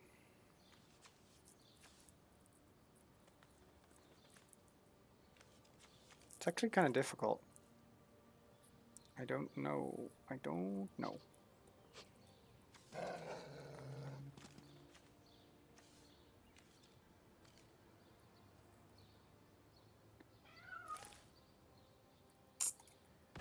I guess I'd rather have the flyer, even though it's kind of a puny flyer. And we have this up in case they try any weird shenanigans. I do have to gain the life in my turn, right? Because it only triggers on my end step. That's fine.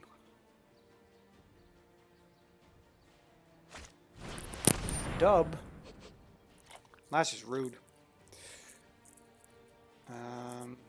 Do I care? I mean, it sucks, but I don't particularly care. It's kind of weird to put an enchantment on a creature you want to have die at some point.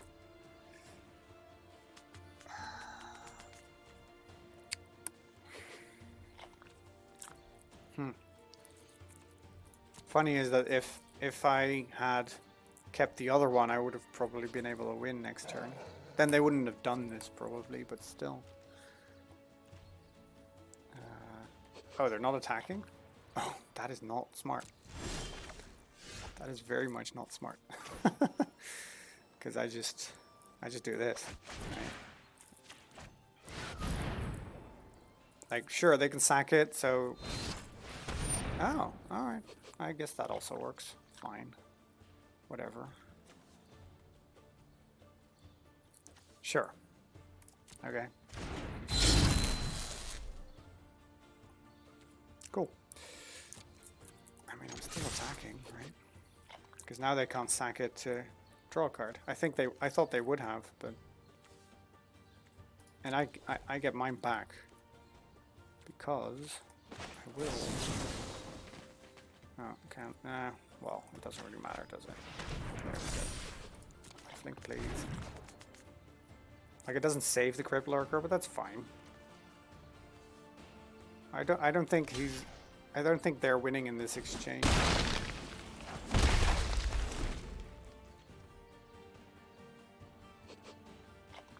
Wait, what the hell?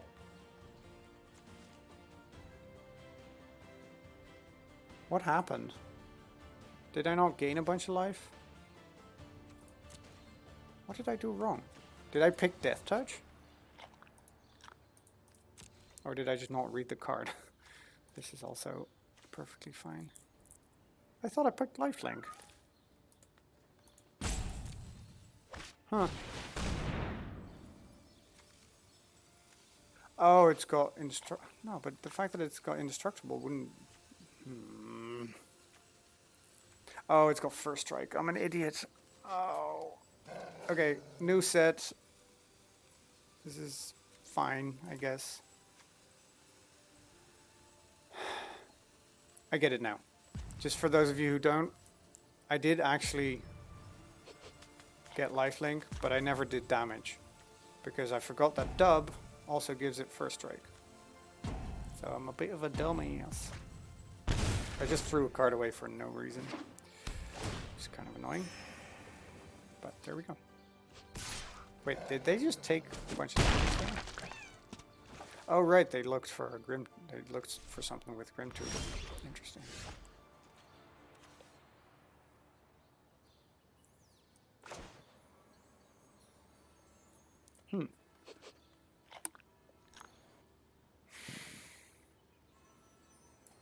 Guess that's why I put this in the deck, right?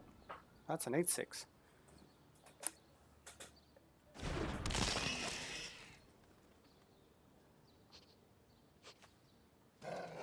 I don't think I'm attacking because it wouldn't win me the game necessarily, and if they kill this I need something to block this, and they're drawing cards, so whatever.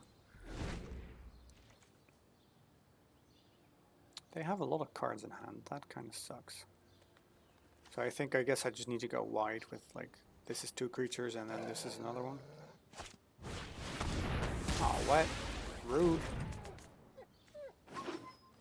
Guess that's why we block.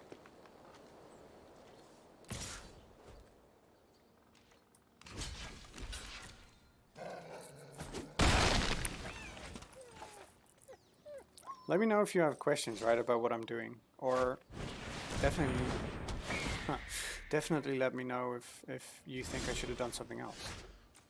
If not, that's also perfectly fine. You don't have to, but okay, I might actually be losing now, so I guess I have to play this life.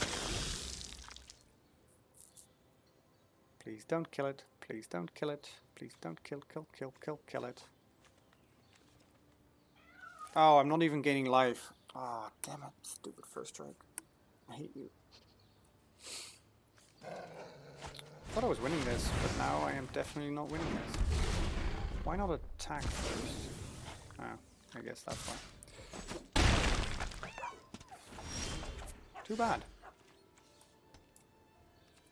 I need a kill spell for the flyer, but I don't have a kill spell that I can cast now. So... I'm dead. Yeah, if I had one more... Oh, maybe I just tapped wrong? I guess I just tapped wrong. I could have tapped without tapping down an extra swamp. That's just stupid. Auto tapper. Yeah. Very dead. Well, I mean, this wouldn't even have killed the Gorman. So it's just not great.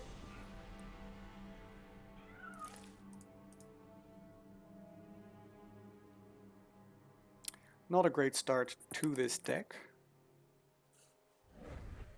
Connection lost. Oh no!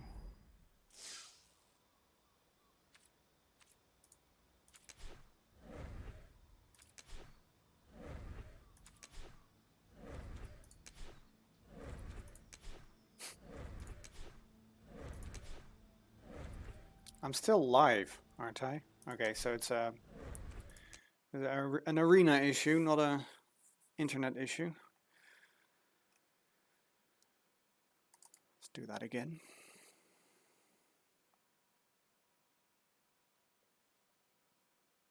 Yeah, yeah, I figured. Thanks, Oprah, for confirming though.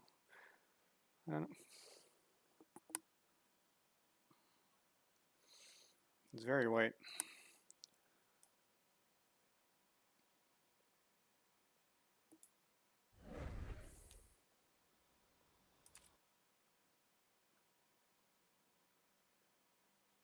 Methinks arena might be down. Oh, that's awesome. Nicely going, Foxtail. In limited or in constructed? I'm platinum in constructed now, but I only today started doing ranked drafts. Well, this sucks. But thanks for the love. Much love back.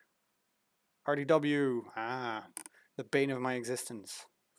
You kill me before I can get out my my Ulamogs. Well, I mean in historic. You kill me before I can actually land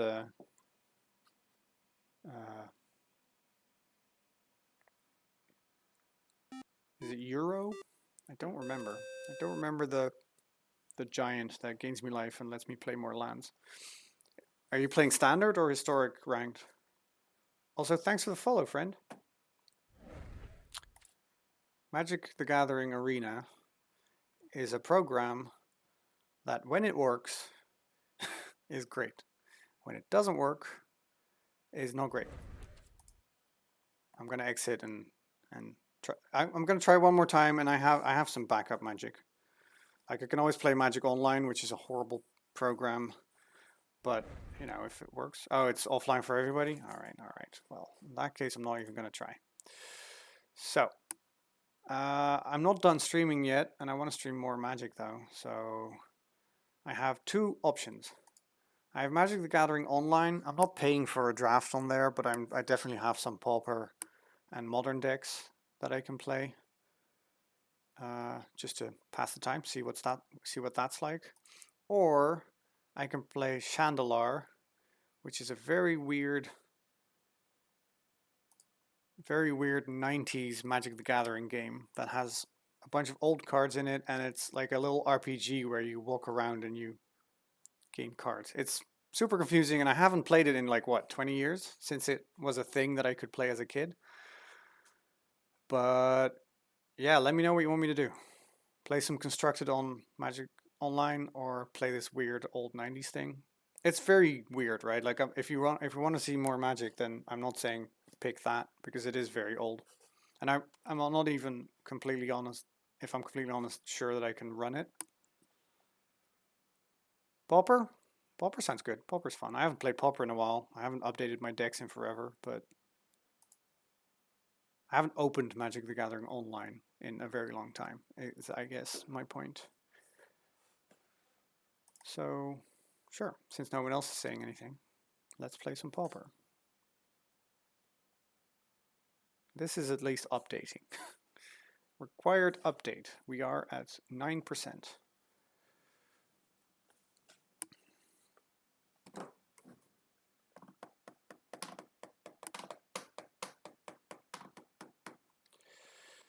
So how's everybody doing?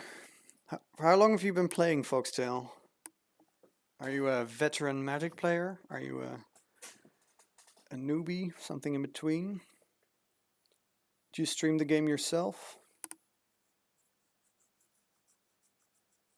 Thank you for following nonetheless. If someone isn't following yet and would like to see me draft more or play more Magic or play something else, then please do so. You'll see when I go live. The idea now is to definitely just play Magic on Tuesdays, and I have like the schedules down below, but I have like other games that I'm playing through on the weekends and on Thursday. I like my schedule so far. I would like to stream more Magic, but I don't want to not stream all those other things.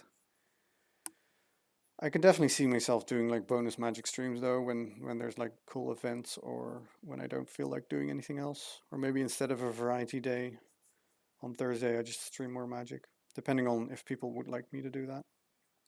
You should also join the Discord, Foxtail. We have a nice little community going on there, and we can talk about Magic, look at seal pools. There's a bunch of viewers that I know that are trying out Arena for the very first time.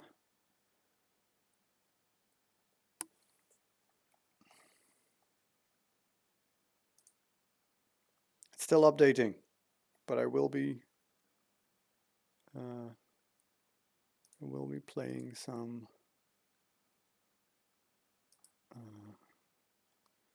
Magic still. Is it working? Okay, so Magic Online, or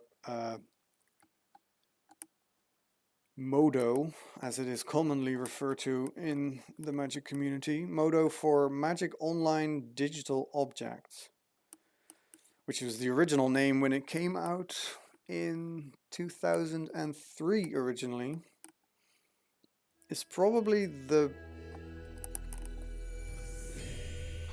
I didn't even know it had sound, let alone music. It's probably the best... Not best. Before Arena, it was the only way to play a decent game of Magic the way that you would do it in paper, and it's still probably the thing most closely resembling paper Magic because it has its own second-hand card community, which means that it costs actual money to get your cards together, which is why it's something to do if you're really into Magic. It is cool though, because it can play a bunch of older formats that Arena can't play, because it does have almost all the cards in the game, bar some. God, do I remember my password even? Do I? Do I? It's loading. It doesn't say it's wrong, but it also is not logging in. Oh, it worked. Woo! Oops, this one. Where do I want to be for Magic Online? I think... Well, let's start with moving all this around because geez.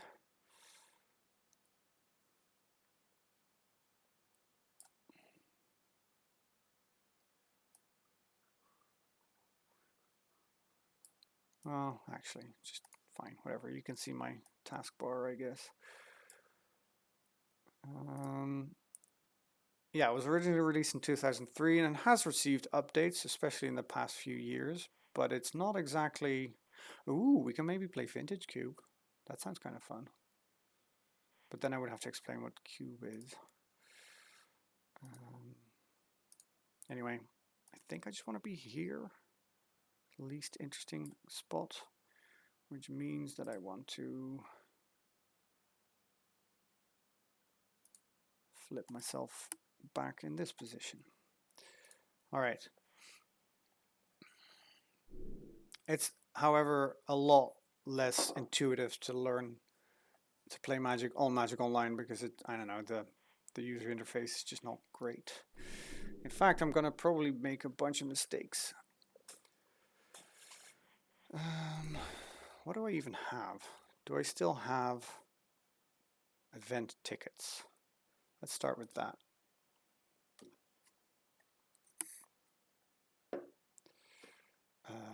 Other products, please. Oh, I do. I have 28 event tickets. Interesting. So we could do a vintage draft. I even have some booster packs, apparently. Very strange. Yeah, like I said, I haven't opened this in forever. All right. So we could definitely play. What's happening? Draft. We could play Vintage Cube if that's still a thing. Yes. Vintage Cube is very fun. I'm very bad at it. I know a few archetypes. It's like a cube. It's like a limited environment built out of basically all the best cards in Magic. That's a little reductive, but still, it's sort of how that works. So it's very different from normal draft, and it's even like it's more like building a constructed deck in a draft, and it's cool. It's very fun. I'm not very good at it though, and it costs event ticket. So let's just play some Pauper first. Constructed, open play. This whole interface is new, by the way. That's kind of interesting. What deck do I want? Change deck, please. I have a bunch of Pauper decks, but I don't... well, I haven't finished building any of these. I guess I haven't finished updating them. Let's start out with Elves. That's the last Pauper event that I played. I played with Elves. There's a lot of counting in that, so I'm going to make a bunch of mistakes, but there we go. Pauper is a format, it's an eternal format in the sense that all cards from, like the cards from all over Magic are legal. No other cards are like rotating out or are too old to put in. However, you can only play it with commons. So if a card has ever been printed in common, then that means that I can use it in a Pauper deck. Which you would think that that's just like, what the hell? You can only play with commons. Those are the boring cards. But it's sort of like Legacy, which is also an eternal format, light, where you can have some pretty decent turns and pretty awesome deck synergies with just common cards, like very explosive decks, and a bunch of cards that are really good and still common. So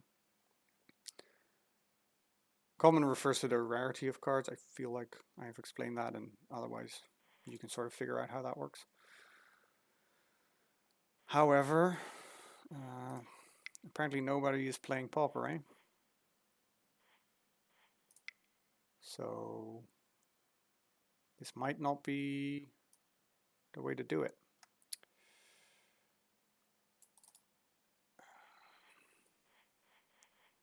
It's waiting for more players to join. If there's only 2 people playing Pauper at this moment, then I doubt that that's gonna fill up real quickly. Oh, never mind, it did. I had little faith in it. Can I? Yes, thank you. There we go. Magic the Gathering. I won the die roll. I would like to play first. God, I don't remember any of the shortcuts for this one either. Let's start by making my cards a little bigger so that you can actually... Can I? Yes, I can. All right. In this one, you can actually chat with your opponent, which is interesting. Thank you, Carmen. I believe in me. I just don't believe in this. Do I want to keep this? This isn't great. Let's be honest. This is fine. But no, I want to mulligan this. It's maybe a mistake. Right, it is a mistake because now I don't have any lands. So now I go to 5. Still, that wasn't very good. I think a 6 would have been better. And a 5 can even still do a lot. What you want to do with Elves is just dump a bunch of... I'll make it even a little bigger. If you really want to know what a card does, I still haven't found out how to make that magic bot works, where you can just ask the chat what a card does and it tells you. But again, Scryfall, pretty good way to look up cards. Anyway, Arena's down. This is just a backup, so maybe I shouldn't worry that much. I'm not keeping this because it has no lands. This has one land, and it's with elves. That's actually all you need, unless they kill your shit. Put these two on the bottom. Let's hope I draw some interesting stuff. Then I play my forest. You actually have to manually tap your lands for shit. A Llanowar Elves with the oldest of arts. This card is actually on Arena just because it's been reprinted a bunch of times. This is the art from the very, very first set of Magic, with this weird helmet that the Llanowar used to have, apparently, or mask. I don't know. But it's just a 1/1 that taps for another green. So next turn I have more to do. And a single forest together with a Quirion Ranger is actually pretty good. Does this still work? Yes, it does. Okay.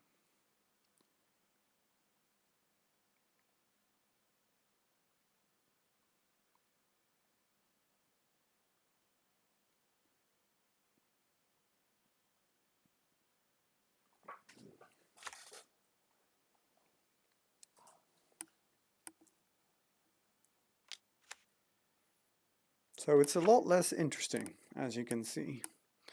Garrison Cat. 1/1, when it dies, it creates another token. Cool. It is a terrible interface. I am very much aware of that. Okay, so I have 3. I can basically dump my hand. The problem is that I don't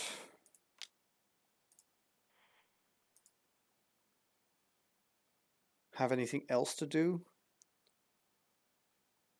I need a draw spell to draw a bunch of cards. That would be amazing.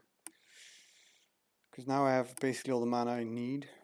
Because I can play this. I can play this for the second green that I tapped. And then I can just tap the Llanowar Elves for this. And then I technically could create 2 more mana by tapping 2 elves to this guy's ability. And I could return a forest to untap this to have even more lands, but again, like, doesn't do anything because I have no cards, because I had to mulligan to 5. It's a terrible interface. The main problem that people have with this interface is that it's sort of like there's a chess clock, like, that runs when it's your turn, and because you have to go through everything manually and you have to go through all the phases and make sure to click through your phase and all that shit, you time out a lot, especially in like official games for like prizes and shit, because the clock, I think you have 25 minutes each. That's just annoying, timing out. There's a bunch of stuff that helps with that. There's some I'm kind of in front of them, but there's like keys to make sure that you can just say, like, okay, pass until I have something to do, or pass through the turn, or pass until my opponent does something, or just I have auto pass on so that if I have nothing to do, at least I just go out of my turn straight away. But still, it is in a sense more like paper Magic, because it is just a representation of the cards on the table, but it's not great. I think I'll be losing to this deck unless I draw a card draw spell, because 1 elf a turn is not going to cut it, I don't think.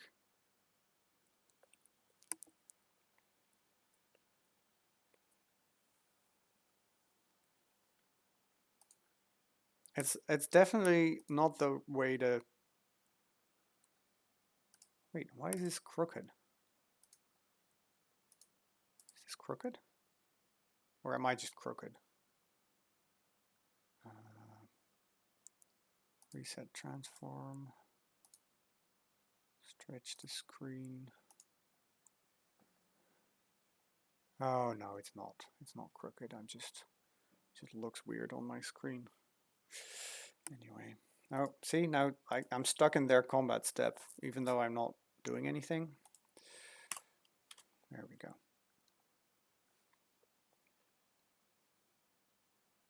I'll play a few games of Pauper and then I'm gonna call it a night. Maybe Arena is back on again. All right, we are not. Maybe I should have cast this for its morph cost so that I at least have a 2/2 to block. All right, well that's something at least. I will be gaining a bunch of life every turn. I love how this is an old elf, meaning that it counts every elf on the battlefield, not just like if they make this card now. This card is from I want to say 2000, 2001 maybe. If they made this card now, it would say gain life for each elf that you control. But because if so, I've played in paper against another elf pauper deck. So it's just elf and elf, and all these old elf art cards count each elf. So we would have to recount every elf every time, and we were both at like 300 life, and we could make like 100 mana per turn. It was very funny.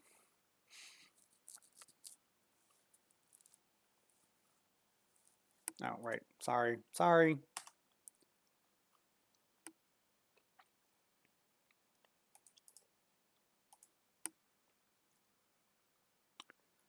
I see now how people play music during. Who won? I think I lost that one.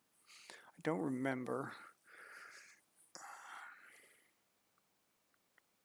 Or did I win that one? I don't know. I think I lost the game where we were like insanely big, but I won the third game. I was actually that's one of the last paper events I did last year.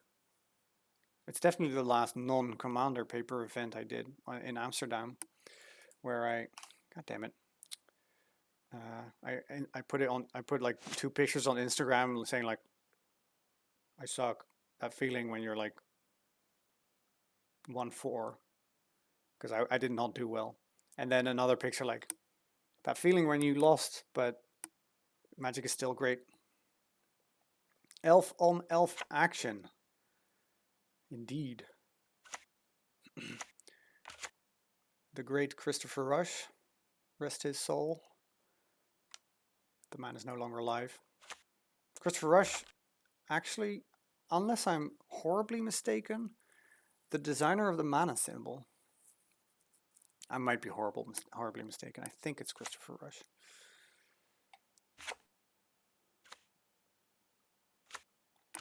All right, damn it. I know, you can just do everything. I don't care.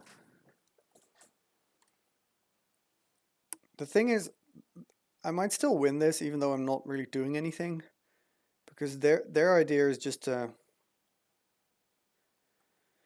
use a bunch of creatures to do a bunch of damage. But wait, what is 1? Why am I pressing 1? I don't know what 1 does. Oh, 1 is just okay. All right. Because I gain at least 5 life a turn.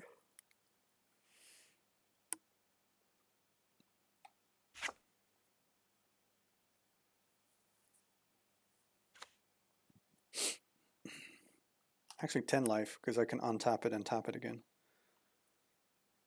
I have not played Magic Online in a very long time, so that's sort of the reason why I'm being insanely slow, because it's so different from Arena. You have to do everything manually.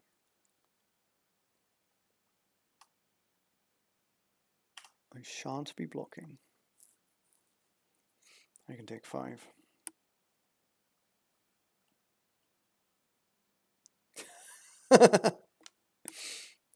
More like 15 elves 2 decks, but sure.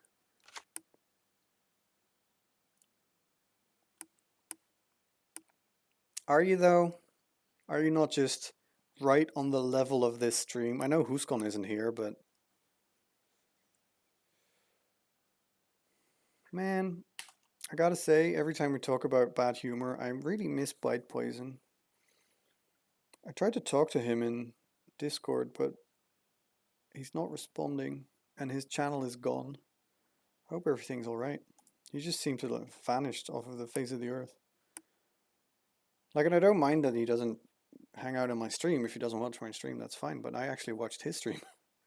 And I don't know what's going on. We talked about this before, and there's not really a lot that I can do. I don't really know the guy, but I hope he's okay. End step. Sure. Boo. I mean, I guess we're playing it, right? Just gonna do this now because he's not killing me. Like, at all. Choose target creature to untap. Return a forest.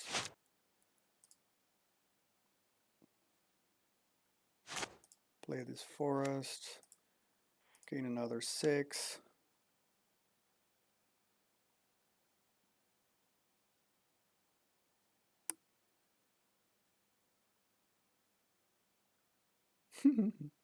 Yeah, and it fits perfectly in the stream and in chat. It's also not lame. You're just funny.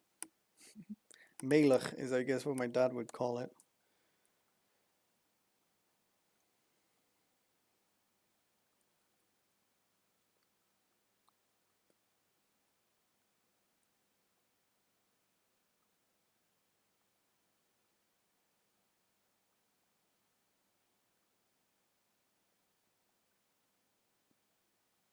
I'm waiting on you, Mr. Lopez.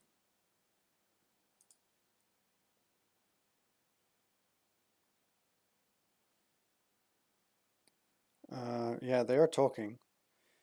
Hey man, I'm lose. I don't know what that means. I know, haha. So first of all, don't assume. Like I accidentally say he when I want to say they, and it fucks me up because it sucks. I should really stop doing that. T. Lopez. That name sounds. Anyway, don't assume I'm a dude. And also, if they're saying that they're losing, I don't think so.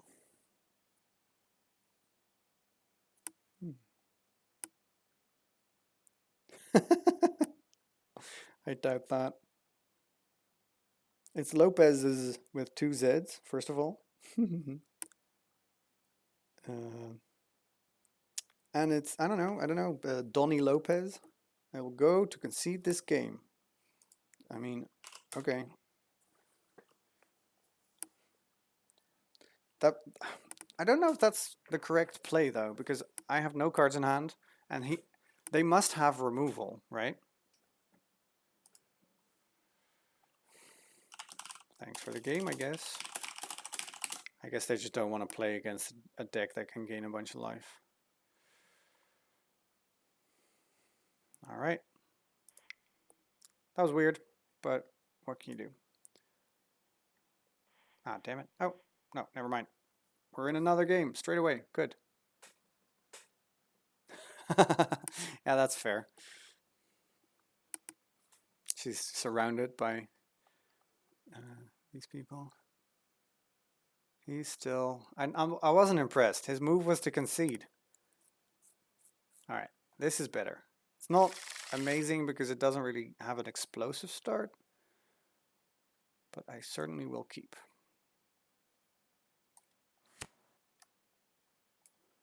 Because I can go Elvish Mystic into hopefully 2 more 1-drops, and then play an Elvish Vanguard and draw a bunch of cards. And well, this sucks. They can just start killing my... Not a great start, I would say. More lands is fine, I guess. Alright. Yeah, they're just gonna kill this elf. But, you know, what else can you do, right?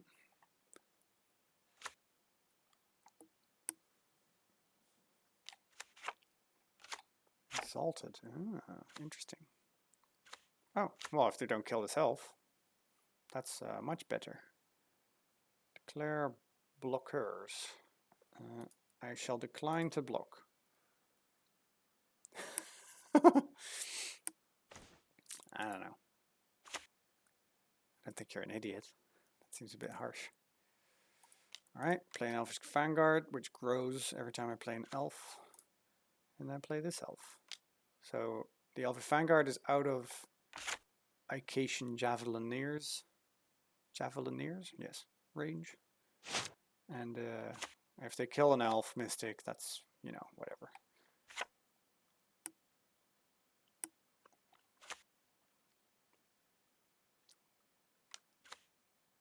Ooh, fancy.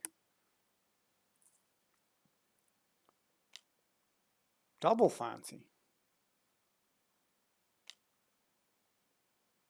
Why would you not attack with both? If you attack with both, you get 4 damage. And if you attack with 1, I mean, I guess they're afraid that I'm attacking back, but yeah, well, whatever. I will declare no blocks. They're putting a hyena umbra on it. +1/+1 the first strike and totem armor, which means that if this dies, then so I need a way to generate a decent amount of mana.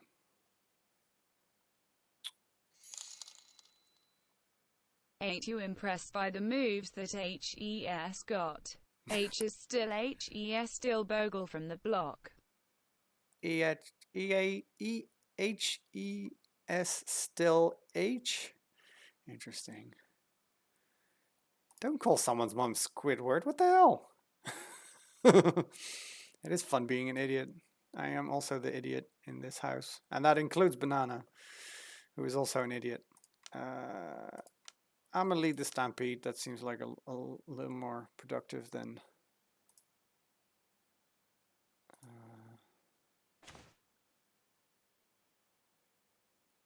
any order.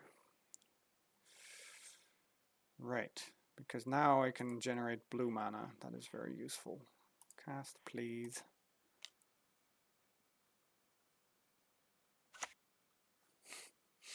Oh, right. Fair enough. Fair enough. All right.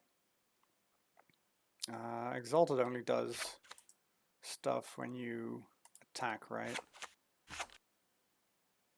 Yes, so I can... main phase, sure.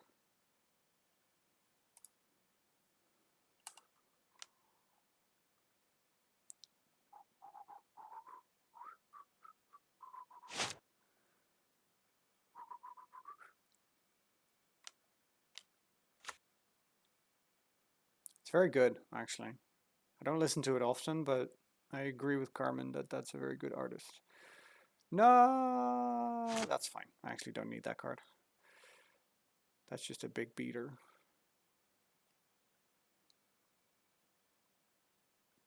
I need these cards to survive. Declare blockers. No, thank you. Dogs take after their owner. Well then, Banana is a bearded weirdo. Maybe she takes after Mrs. Bogle.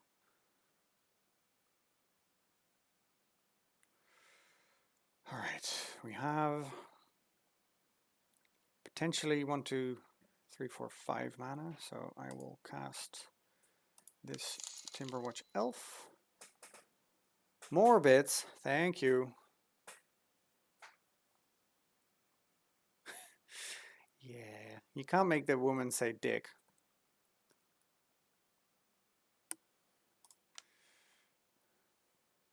Unfortunately. This is why in Pauper this is such a weird deck to play, because now I have to activate the ability of Bird-Lore Ranger, then tap 2 elves to create another mana, and then do this and play this. So the way that worked with some of the other cards is that you can just keep tapping your elves to make more elves, to draw more elves, to make more elves, and then finally make them huge with stuff like this, where you can give something. His deck's smaller than my toes. I'd rather ride Squidward nose. Oi, fish! For Banana's sake, I hope so too. Mrs. Bogle is definitely the better person. I think I would be the better dog, though. So if Banana needs to be a good dog, maybe she should take after me.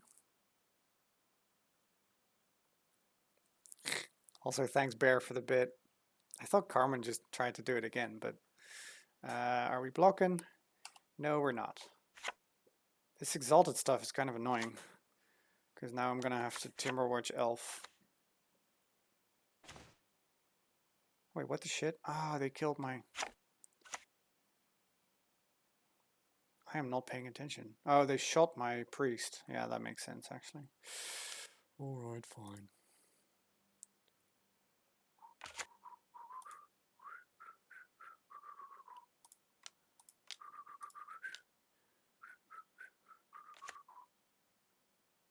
Okay, so I can generate 2 more mana, which is not enough to do anything. So I will... Okay, so if they want to attack with everything, or with 1 now, then I can at least make something +6/+6, which is not horrible.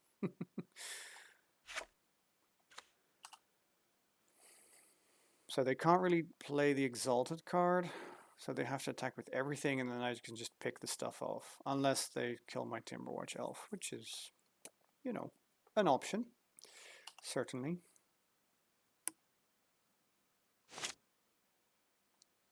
I can definitely see how streaming Magic Online is more stressful than streaming Magic Arena, just because Magic does a lot of things that you don't have to pay attention to it. And here it's like either you wait a long time or something happens when you're not keeping track of it or whatever.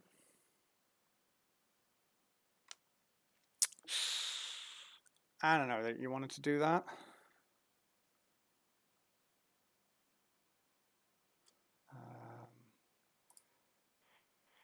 Always yield to all exalted triggers. That's actually really useful. Thank you, Magic Online. Okay, now I have to pay some attention because I have to be able to block. Declare attackers. They have done the thing. Choose blockers. I will block with this little 1/1. Oh no, but it's a 1/1. Whatever will I do? Before damage, give it +X where X is all the elves I have, so turn it into a 7/7 basically. Where's your first strike now, eh?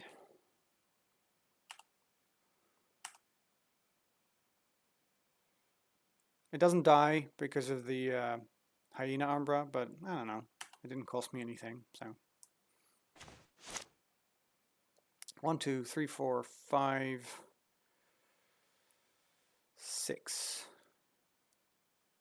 Technically 7, but then I think I'm gonna die. So what do I want to do? I guess just play this, eh?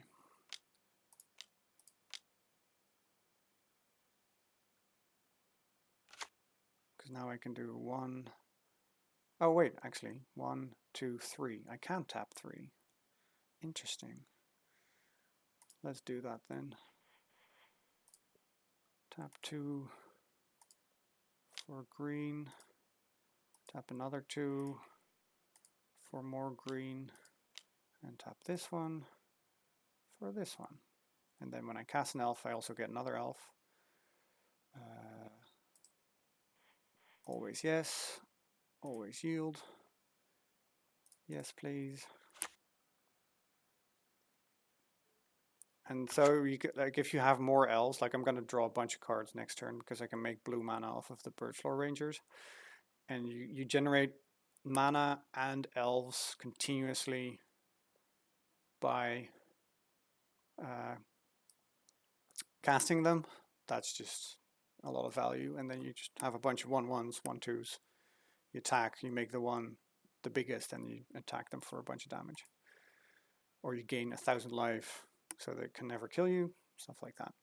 The only thing in Pauper that really is super annoying, there's probably other stuff now, but there's some cards that deal like 1 damage to all your creatures. Well, then that just wipes my entire board and I can do nothing.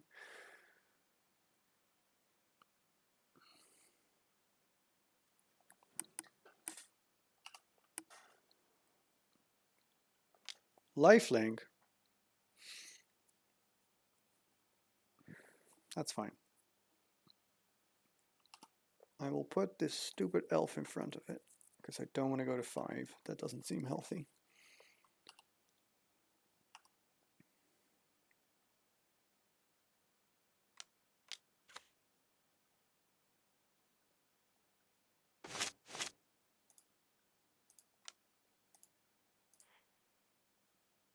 More elves, always good. Now, let's make some blue by tapping this guy and this guy, and then tap these for 8. Oh, whoops. Undo, please. Distant melody. Choose a creature type. Elf. Draw 10 cards. Damn. All right. Let's see if I can really do some damage now. Depends on how much mana I'm going to be able to generate, right? I might be able to kill them in one turn, which would be fun. What else do I want to play? How much mana can I generate? Green by tapping these.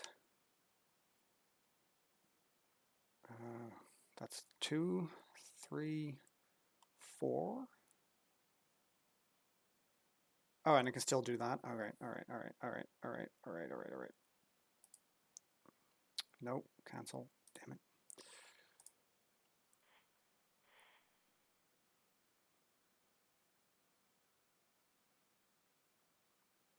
Huh.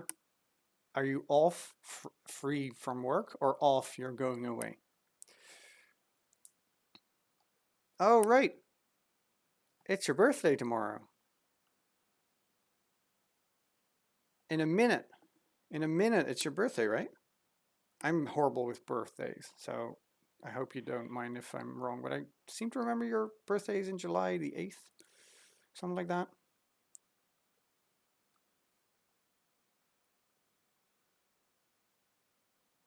One hour and 1 minute. Oh yeah, of course it's 11. Sorry. All right, tap 2 other elves for this nonsense, and then tap 2 final elves for that. Cast Alysalana Huntmaster so that I generate more elves. Well, thanks for hanging out, Carmen. It was a lot of fun. Start Arena again so we can play together. It's free. It really is, by the way. You really don't have to do anything. You can, but you don't have to, and you shouldn't, honestly. Tap this, choose target creature. This one, I guess. Return a forest. Untap that, tap that again. Oh, do I seriously have not enough? Do I not have enough? Damn it. I thought I could maybe... I'll just cast the Well-Wisher. That's also fine. Free magic. Yeah, download Arena. It's free.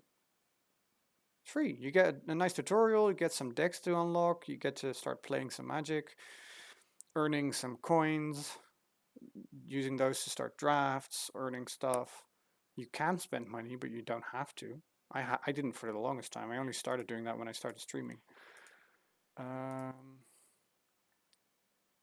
Actually, cancel that order. Green, boop, boop, and then play the Well-Wisher.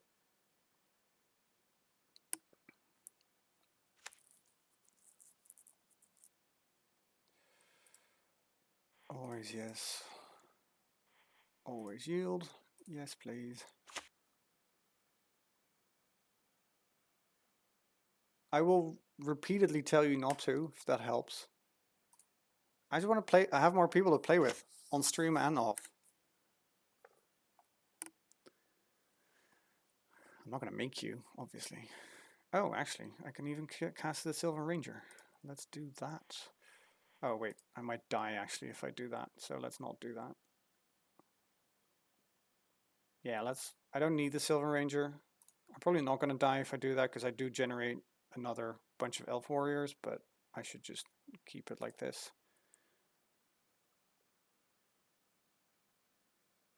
I will ask you a bunch of times, don't worry. I've asked Fish a bunch of times also. So, so what age are you turning? Not turning 31. Good No, night, I think you friends. are. Good night, Carmender. Thank you so much for hanging out and the bits. Where am I? God, this is the worst. Ugh, Magic Online is so slow. Sure, I don't care. Take my forest. Good luck at your job. Are you? You're probably gone now, but I wonder if you're back in the office. I hope not.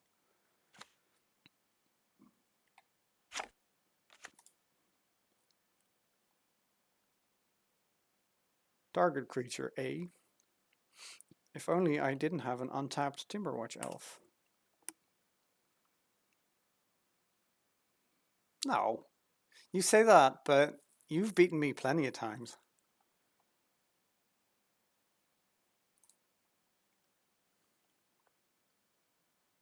Oh, okay. So they're trying to gain a bunch of life, which fair enough, fair enough.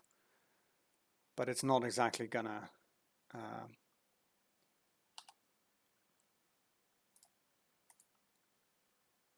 help because I will deal way more damage. They're dead next turn, honestly. I will deal like 40 damage.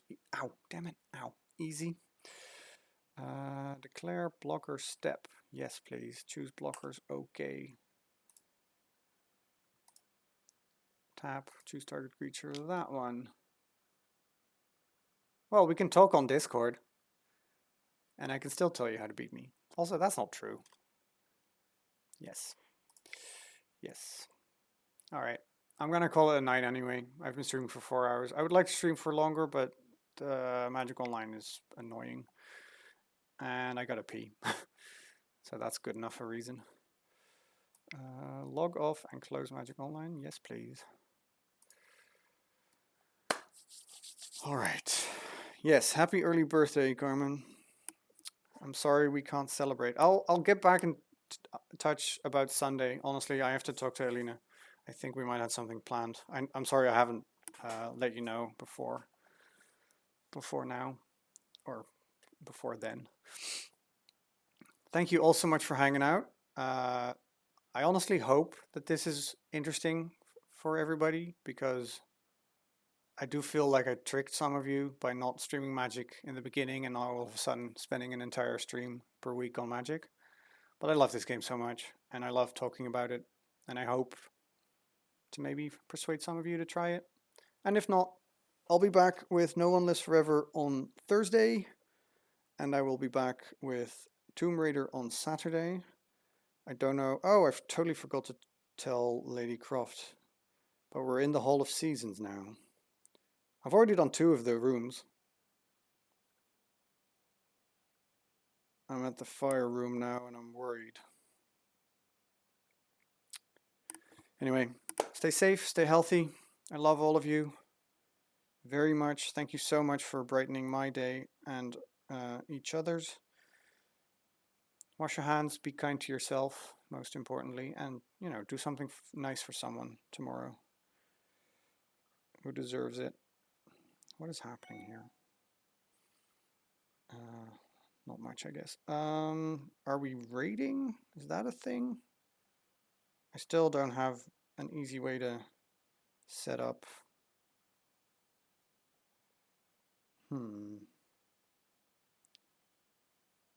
Actually, let's raid Seabats.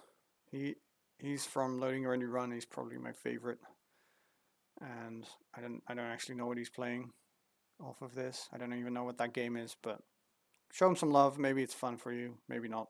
He's a great dude. This is very much true. Yeah. See y'all. Raid. See. Bats.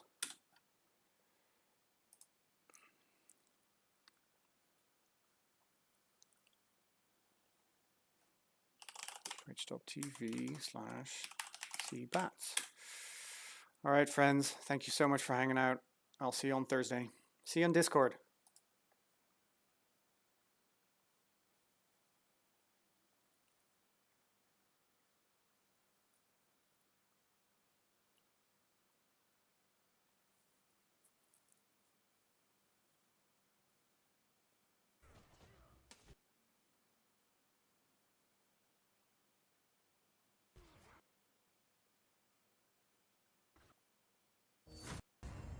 Gods tread stone.